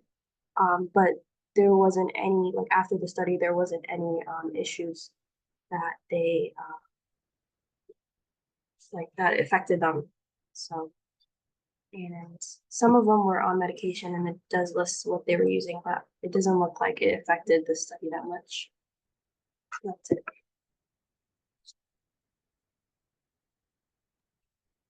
All right. What did you find most interesting about this? That I thought it was going to be like more heavier tests, but it just looks like they were trying to do some board games, I believe. Yes. Or stuff that makes your brain really think well. But if you think about it, what other things could it be to make your brain to get that data from your brain? If that makes sense. Yeah. Well, great. I would add a little bit more information just in your slides. So you could Yeah. put even what's in your notes into your slides, and then it would kind of help you from looking there, and then use the notes section for just some of those small details that you think you might get asked, but you're not sure. Oh, okay. Or like details of a procedure. Like you might not have to go into it, but if Mhm. somebody asks about it, you could put that in the notes section, and then you could talk about it a little bit. Because I think pretty much everything you put in the notes, you could actually just put in your slide too. Oh, okay. Thank you. Yeah. Yeah. Good job, Sarah. All right. We have one presentation that he was not able to record. Where are we? Yeah, Colton. So I'll pull it up. And maybe. There we go. So he looked at solute flow, and I have not read this article, so you're gonna have to be patient with me. He had read the solute flow and particle transport in aquatic systems, a review on the effect of emergent and rigid vegetation. And this is from one of our research mentors, Dr. Yang. The aim of the study was to review the role of emergent and rigid vegetation in transporting solutes and particles in aquatic systems. It provides additional context and contextualization of said data and how surface flow, advocation, solute dispersion, suspended load transport, bed load transport, and I'm not sure how to say that, hypereque exchange are affected by different characteristics of rigid vegetation. He has some context and definitions.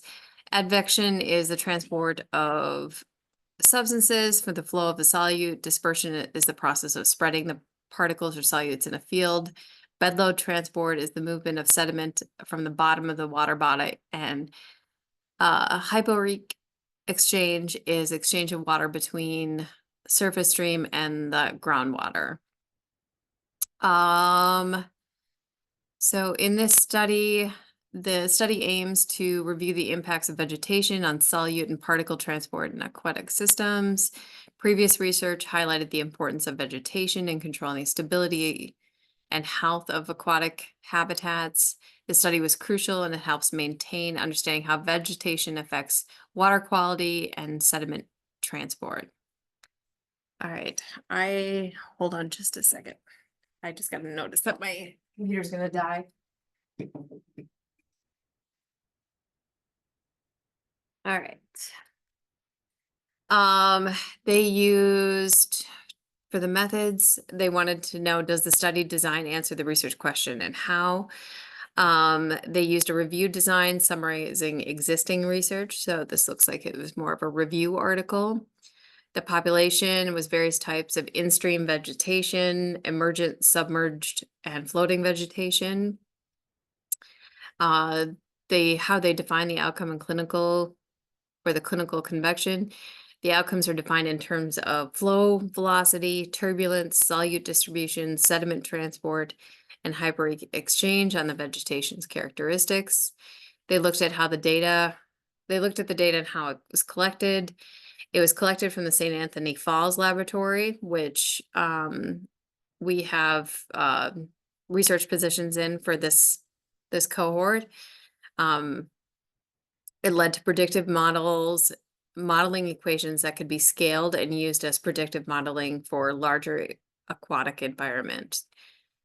They use statistical analysis to predict flow dynamics, transport processes, and affected vegetation, specifically rigid vegetation. And they have two competing effects on the emergent rigid vegetation, on fluid flow and mass transport. On the one hand, the same water of the surface or energy slope vegetation reduces the mean surface flow velocity and solute transport, bedload transport, and suspended load transport. On the other hand, the same flow velocity vegetation generates additional turbulence, leading to increased solute transport and bedload and suspended load transport and hypereque exchange. Both methods should be considered to quantify the net effect of emergent vegetation on mass transport. This gets into a lot of math and physics that I'm not necessarily familiar with. But this is the predictive equations that they have for kind of predicting flow dynamics. Let's see. They have the flow dynamics without vegetation and with emergent vegetation. The significance is discussed in the context of the reviewed studies with the emphasis on how vegetation impacts the transport process. Specific statistical values are not provided in this review itself, but referenced in other studies. So that would be a case where you might want to go to another study to look at it. Let's see. Vegetation can both reduce the mean flow velocity by creating drag and enhance solute dispersion by generating turbulence. The dual role can be compared in how the garden nozzle, I like this example. The dual role can be compared in how a garden hose nozzle works. Narrowing the nozzle increases the pressure and drag reduction, while widening it spreads the water and generates turbulence. The predictive equations derived from the laboratory model model these effects. Key findings. With bedload transport and hyper exchange, vegetation impacts bedload transport by modifying critical shear stress and transport rates. It affects hypoeq exchange by creating velocity differences and shear vortices at vegetation patch edges, enhancing exchange between groundwater and surface water. Imagine the hypereik zone as the interface between the land and the water, and the vegetation acts like a sponge, soaking up and releasing the water depending on flow dynamics. It also had some suspended load transport results. Vegetation alters the mean flow velocity and turbulent kinetic energy, impacting sediment deposit and concentration of particles and solutes. This study discusses how vegetation-generated turbulence can enhance suspended sediment transport. He included a quote, vegetation can be both slow surface flow by creating drag, reducing mass transport, and enhance solute dispersion, and suspended and bedload transport by generating turbulence. Implications, the study has implications for pollution control and remediation, and understanding the vegetation's role can help design strategies to improve water quality, manage sediment and solute, including groundwater and pollution transport. Limitations. The limitations include reliance on existing studies, which may have varying methods to collect data. Dr. Yang overcomes this by cross-referencing multiple studies and summarizing and articulating findings using consistent parameters. How is this study applicable? It's applicable to environmental science, particularly in tracking pollutant dispersion and aqueous chemicals and microplastics, and conserving water in aquatic systems. This provides insight into develop better environmental management practices. All right. In conclusion, vegetation in aquatic environments is critical for the ecosystem health and stability. It influences transport of nutrients, pollutants, organic material, which in turn affects sediment transport, nutrient cycling, and overall biodiversity. Understanding these processes helps preserve an aquatic habitats and prevent contamination spread. All right. So, what I would have done, I mean, I like that he has these kind of tables. I would have had to look up kind of what this kind of means for me. This table is nice to kind of give you the overview. I might have added some figures that demonstrate in more of a visual context what those terms are and where they're located in the aquatic environment. Yeah. Anybody have any questions on that? No? All right. You guys are awfully quiet. You can grade me too. That's okay. I would have said I was. I think you had the least amount of time. Yeah, I was not prepared. All right. So let me respond to this text or this. All right. So what do we do for tomorrow? I want to make sure that we go into our schedule. Tomorrow we're working with Dr. Amanda Keller-Ross. Here's what I would do if I were you. I would read her papers. So I would go into PubMed and look up. I mean, we presented one. There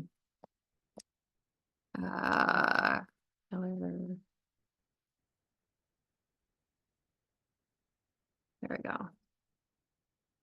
This, I think, is the right. And so if you're not sure, always check their affiliation.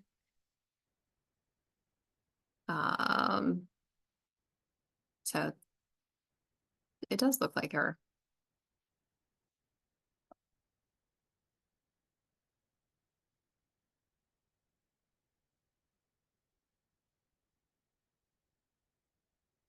Yeah, it just might have been earlier work that she did. It looks like she's coming from um Mayo Clinic in Rochester was her original some of her original work.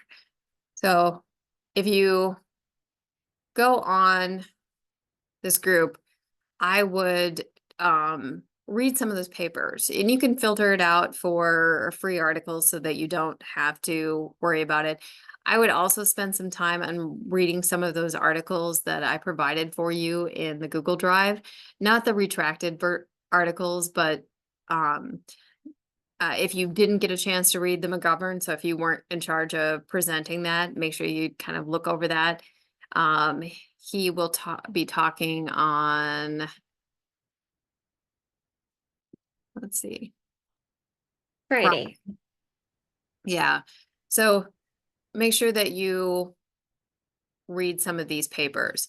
If you just want to focus on one day at a time, because I tend to get that sometimes where I can't concentrate on anything else besides what I need to do for tomorrow, right?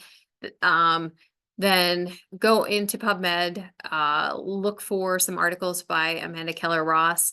I would recommend to read at least 3 articles by Amanda Keller-Ross, Dr. Ross, for tomorrow. Her presentation will be tomorrow on this Zoom address at 9 a.m. So that's what I would recommend that you do. And then the next day, read Dr. Wang's work. And Dr. Wang she's co-PI with Dr. Kang, right? Liz? Yeah, so there's actually 2 other co-mentors working with Dr. Wang. Okay. So we have Peter King and David Kim, and they'll Okay. be in the Zoom call on Thursday as well. Right. So maybe I can look at some or look for some articles for them for Thursday. Perfect. Make sure that they'll cover the field that they're in. Yeah. Yeah. All right. I think everybody did a great job today. I think you only had a 24-hour turnaround and you've never done a journal club. So in my eyes, you guys nailed it. Right? Does anybody have any questions about kind of what's coming up this week or tomorrow? So when do we pick our mentor? Or do they pick us? Mentor, I mean. Well, Liz and I will have to work on that. We're gonna wait until Friday after you've heard all of the talks. And then I don't know if we should send out a survey on which, your top 2 choices, and then we'll try to match it up.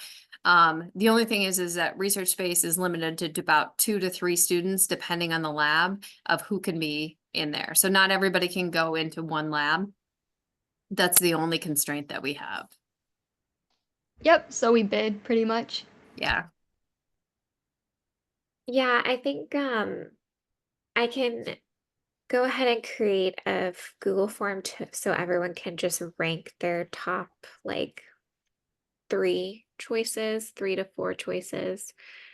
And then Jessica and I will work on that and have it ready for everybody as soon as possible. Yeah. I mean, maybe we can even do that Friday afternoon or something. Yeah, it shouldn't take too long. That would be the goal, would be on Friday afternoon. Everybody knows what to expect for week 2. Yep. And then the first day of week 2, Monday, you guys are going to come into the lab with me and we're going to be doing hands-on and stuff. So hopefully you won't be sick of me by then. So will we need to bring anything on Monday? Sorry. No. I mean, dress for lab appropriate, so don't wear flip-flops. If you've got long hair, you might want to tie it back. I have been in that situation where I've gotten my hair in bacterial cultures and it just feels gross. You don't want to do that. So wear lab appropriate attire. But other than that, I mean, you just might want a pen and pencil, or you can bring your computer if you want to take notes, but we will be actively doing things the whole time. All So right, got it. I will try not to lecture a whole lot. I'm looking forward to that. The Monday, the skills. I did have a question, because I just noticed I have a lack of scientific maybe literacy. I was wondering where like current things you could look up to just catch up on scientific things. Like tried looking, but I suppose I don't know if I'm asking this right. Well, I mean, in general, I remember when I first started reading papers in grad school, I had baseline knowledge, you know, because I'd taken 4 years of biology majors classes. So I had some baseline knowledge, but I still had to look up terms. And throughout grad school, I just made a point. It was very slow reading at the beginning because I would take the time to, okay, anytime I didn't understand a term, I would make a note of it. And sometimes it was writing it right on the paper, what that means, or just something like that. Um, Part of the problem I don't have a better answer is that it's just so vast that until you get into a specialty where you've kind of learned those terms and they become more second nature, it's going to be a lot of just looking up. YouTube now has a lot of great videos. I kind of wish they had that when I was in grad school so that I could visually see some of the experiments and things that they were doing.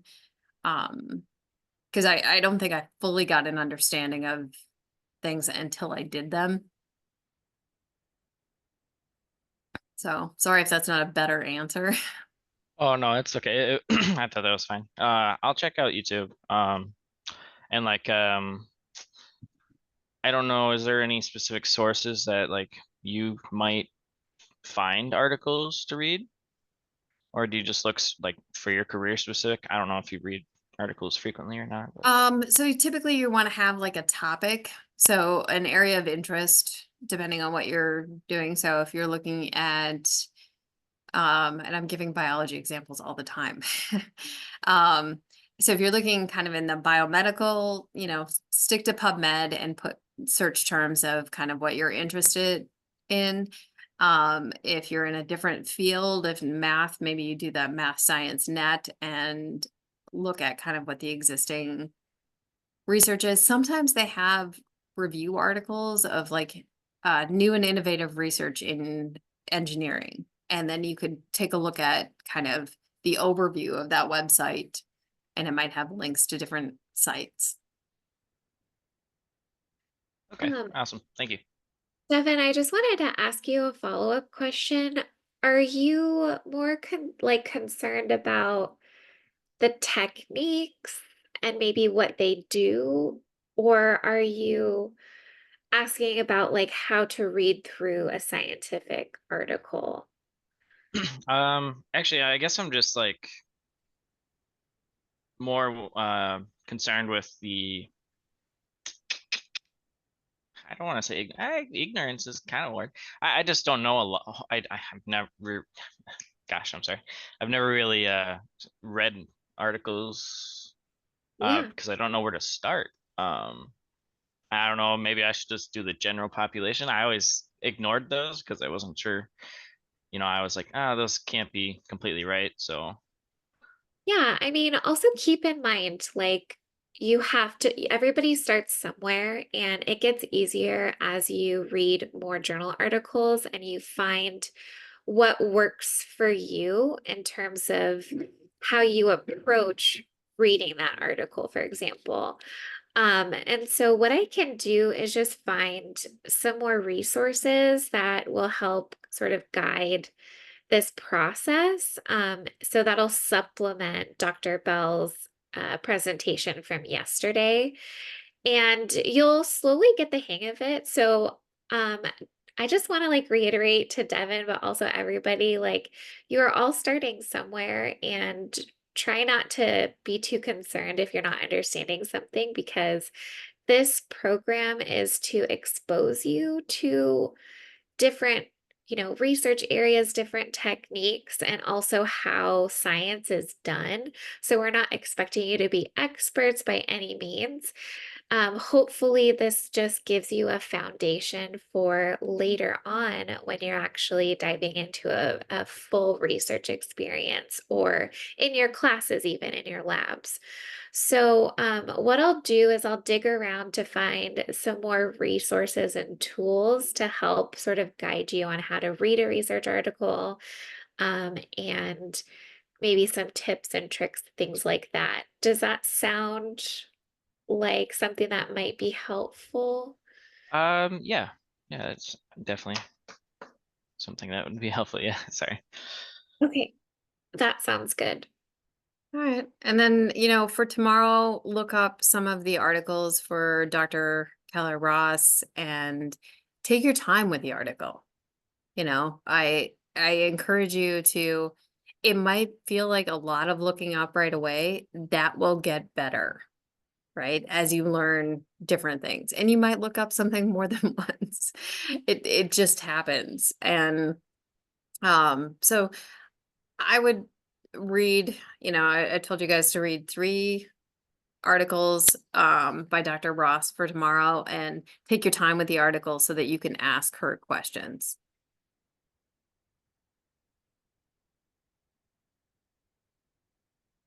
All right. Any other questions? I was Ash? just, Yeah, oh, you could go. You sorry, could go real first. quick, I just was gonna add, if you notice when you read these articles, it'll tell you the journal that it was published in. So we realize that these journal articles that you've been reading are not exactly are relevant to your major or the field that you're interested in. So if you do find an article that is in your discipline, you can just look up the journal, and the journal will have a website, of course, and they'll list the most recently published papers in that field. And so from there, you can access the article, like the title and all that information, and it will direct you to a link where you can download it. You might have to log in using your credentials, or you can email me and I'll help you get the article. Um, so yeah, that's another way. If you want to find specific articles in your discipline, that would be the journal, a journal for that discipline. Sorry, I just wanted to clarify that too. Oh yeah, just one thing. Mhm. I wasn't able to make a student folder in that submission folder. Is there permissions on that? Yeah, that was going to be part of my announcement, so I'm glad that you brought that up. I am not sure what's going on with Google Drive, so I went back and played with some of the permissions. I'm hoping that works, but maybe if everybody in the chat could just send me their preferred email address that they want to use to access Google Drive, that might be, I'll have to maybe start over and do it that way.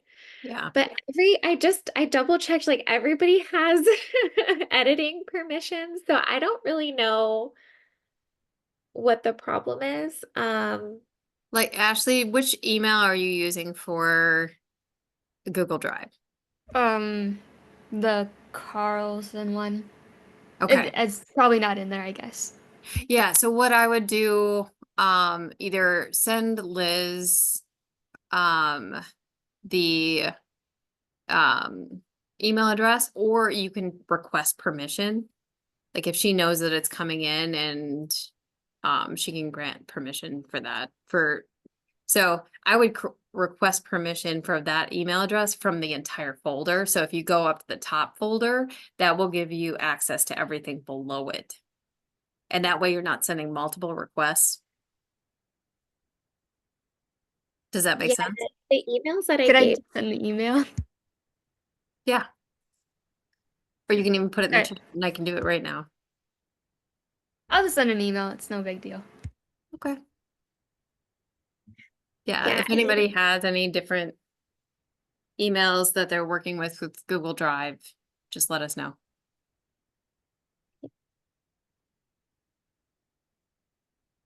Did anybody try to use Google Drive and had success? I just want to curious if someone's been successful. Well, do you remember the VER program? Yeah. Yeah. So when I was in the VER program, it didn't ask me for a passcode thing, but with this drive, I had to enter one to confirm my identity. Oh, that's Okay. weird. If that makes sense. It sent Yeah. it to my Sentry email. Interesting. Devin, what about you? Yeah, I was gonna say it worked fine for me. It did have me do an email, but I mean the verification, but yeah, That I might just had to just use the email that was associated with the school account that I. okay. That might just be a Google security feature that I don't think I have control over. So I'm not sure, but as long as you are able to access it eventually. Yeah, I figured I'd mention it anyways. Okay. Thanks, Selena. I have your Mint State one is currently given access, but I can also do your email, your Gmail one as well. Okay. But I had a question about the schedule. Yeah. So would every day that we meet, it's going to be between 9 a.m. and 12 p.m.?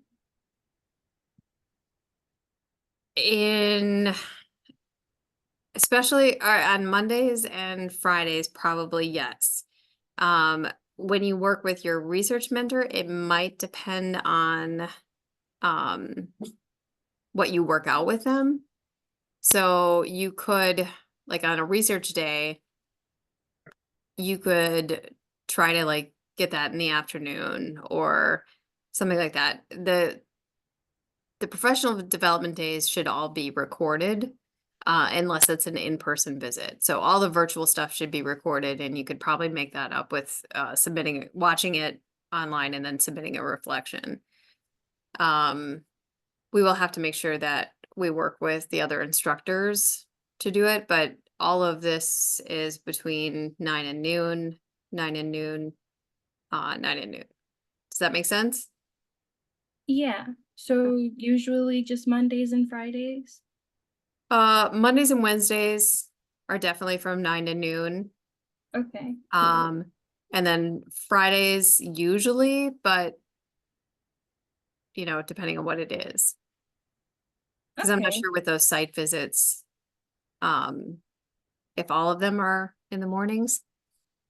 Liz did most of the Yeah. scheduling for I that. can walk through the schedule. Let me I'll share my screen. Just give me 1 second. Yeah, I just have to make you co-host.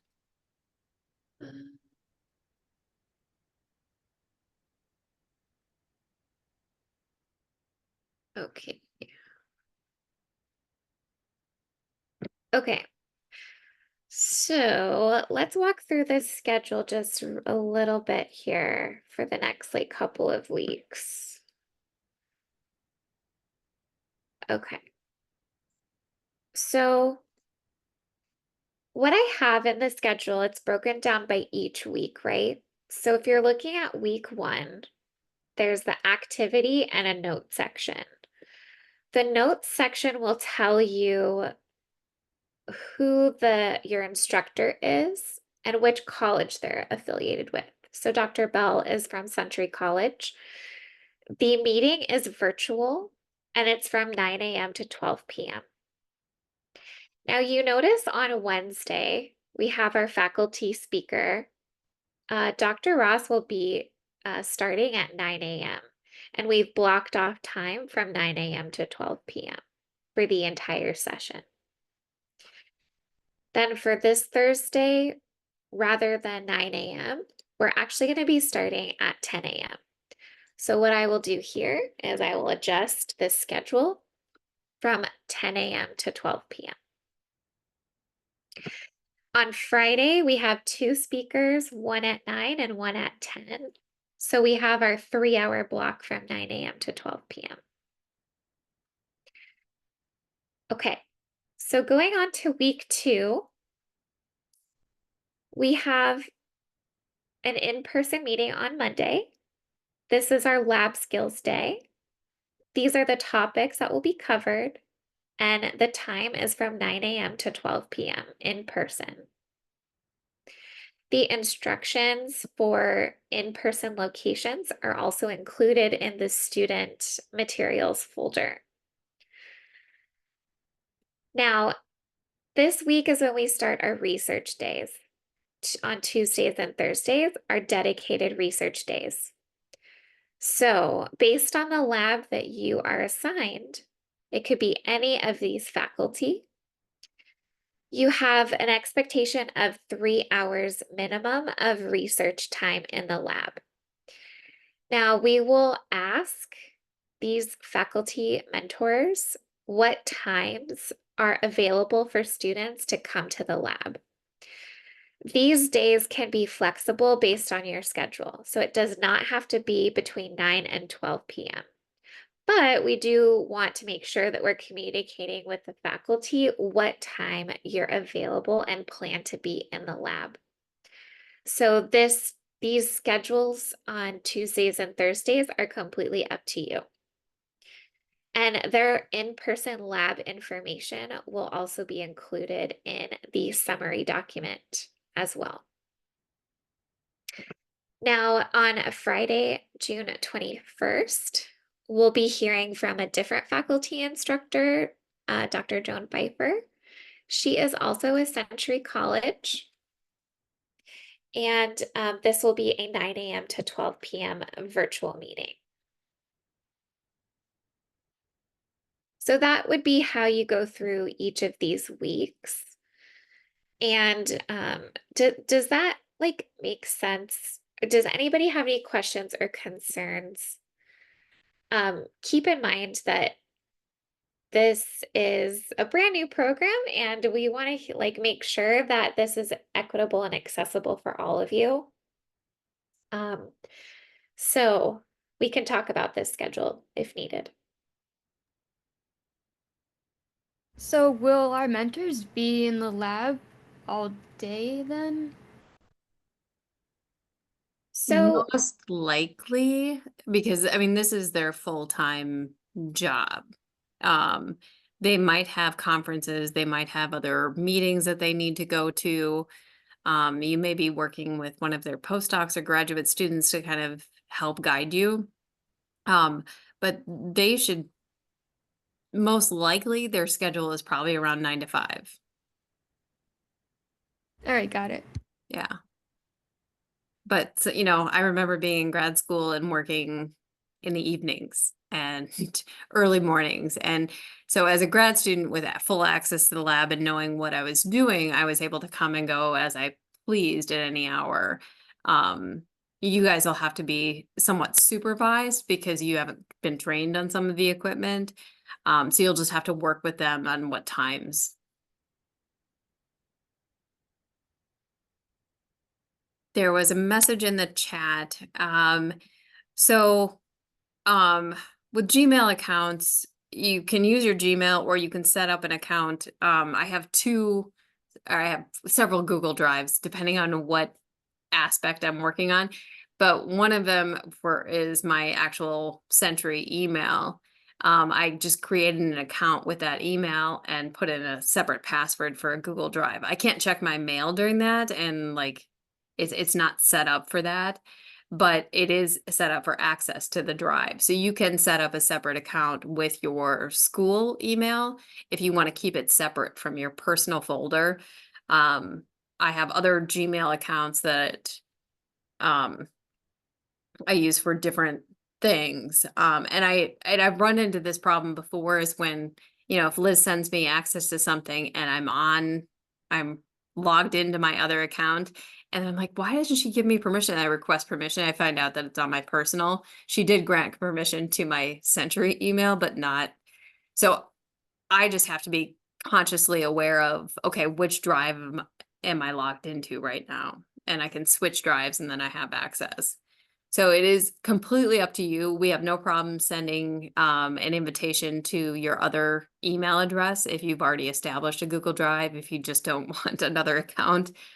completely get that. But you can do it in different ways.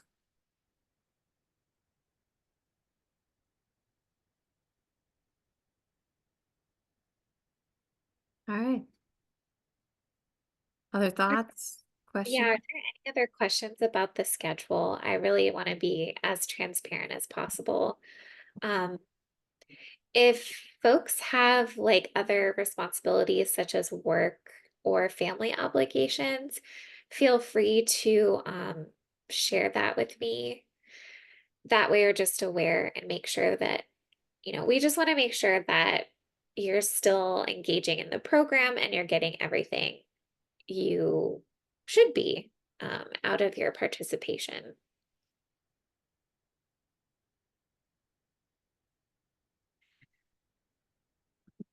Okay, well, with that said, I just have a couple of brief announcements. I wanted to share with everybody just some more details.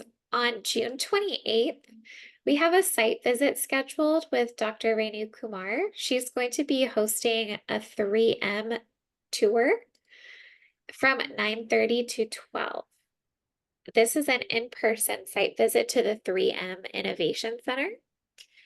And I have an agenda and a schedule for that, so I'll make sure to share this information with everybody. But parking at 3M is free. So just an FYI that this professional development will be in person at 3M. Any questions about the site visit on the 28th?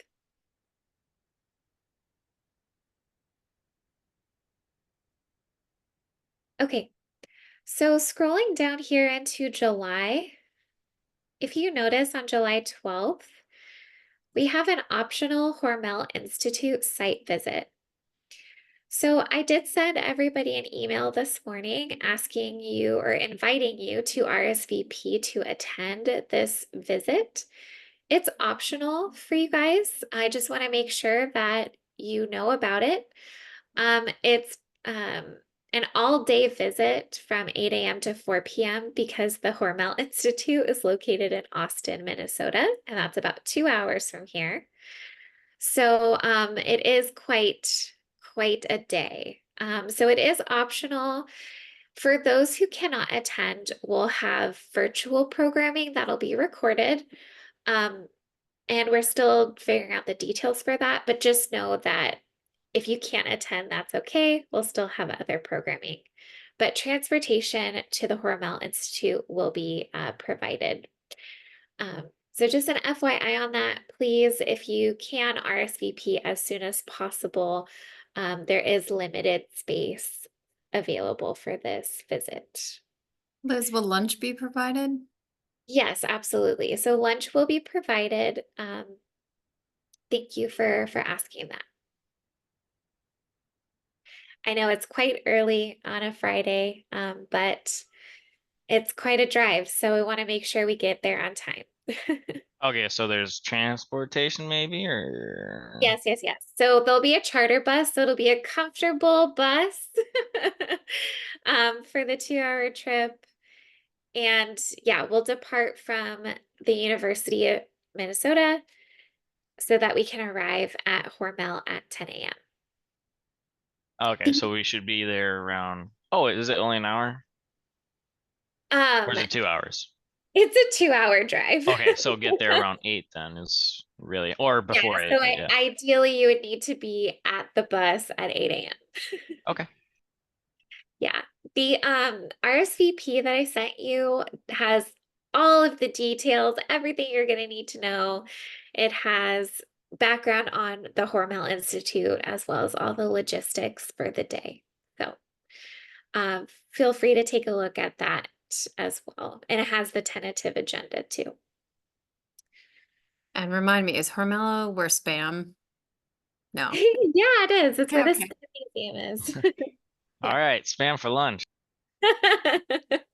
Yeah, it's really exciting this year because you get to go. So the first stop on the visit is going to Hormel Foods Research and Development Labs. I'm really jealous because I have to go to a conference and I won't be there. So, Who is it's leading this? so I've been planning the visit, but there will be staff there. So Khalifa and Cook will be there. That's great. Yeah. Yeah. And then we'll have another we'll have a post-bac student who's doing some work for us this summer. She'll also be there. All right. So there'll be staff support. But I am jealous. Mhm. I would like to go too. While we were talking, I thought about for Devin, like getting into different science talks.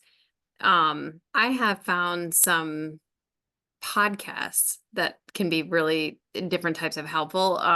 But I look in my area, so depending on what your one option could be a podcast that you listen to, because then you could do it on, while you're driving or walking or things like that, and it wouldn't be so reading heavy. And that's That's a something good idea. yeah. I love podcasts, so that I didn't even think about that. Yeah. Thank you. Yeah. I love that idea. Does anybody listen to Ologies by Allie Ward? No, I haven't heard that. I'll put it in the chat. It's not like it's accessible, fun science. Okay. I like it. Yeah. All right. Well, we will let you go for today. Make sure you read at least 3 articles of Dr. Keller Ross for tomorrow. And I'll see you at 9 a.m. on this channel. Alrighty, have a good day. All right. Thank you. Thank you. Thank you. Thank you.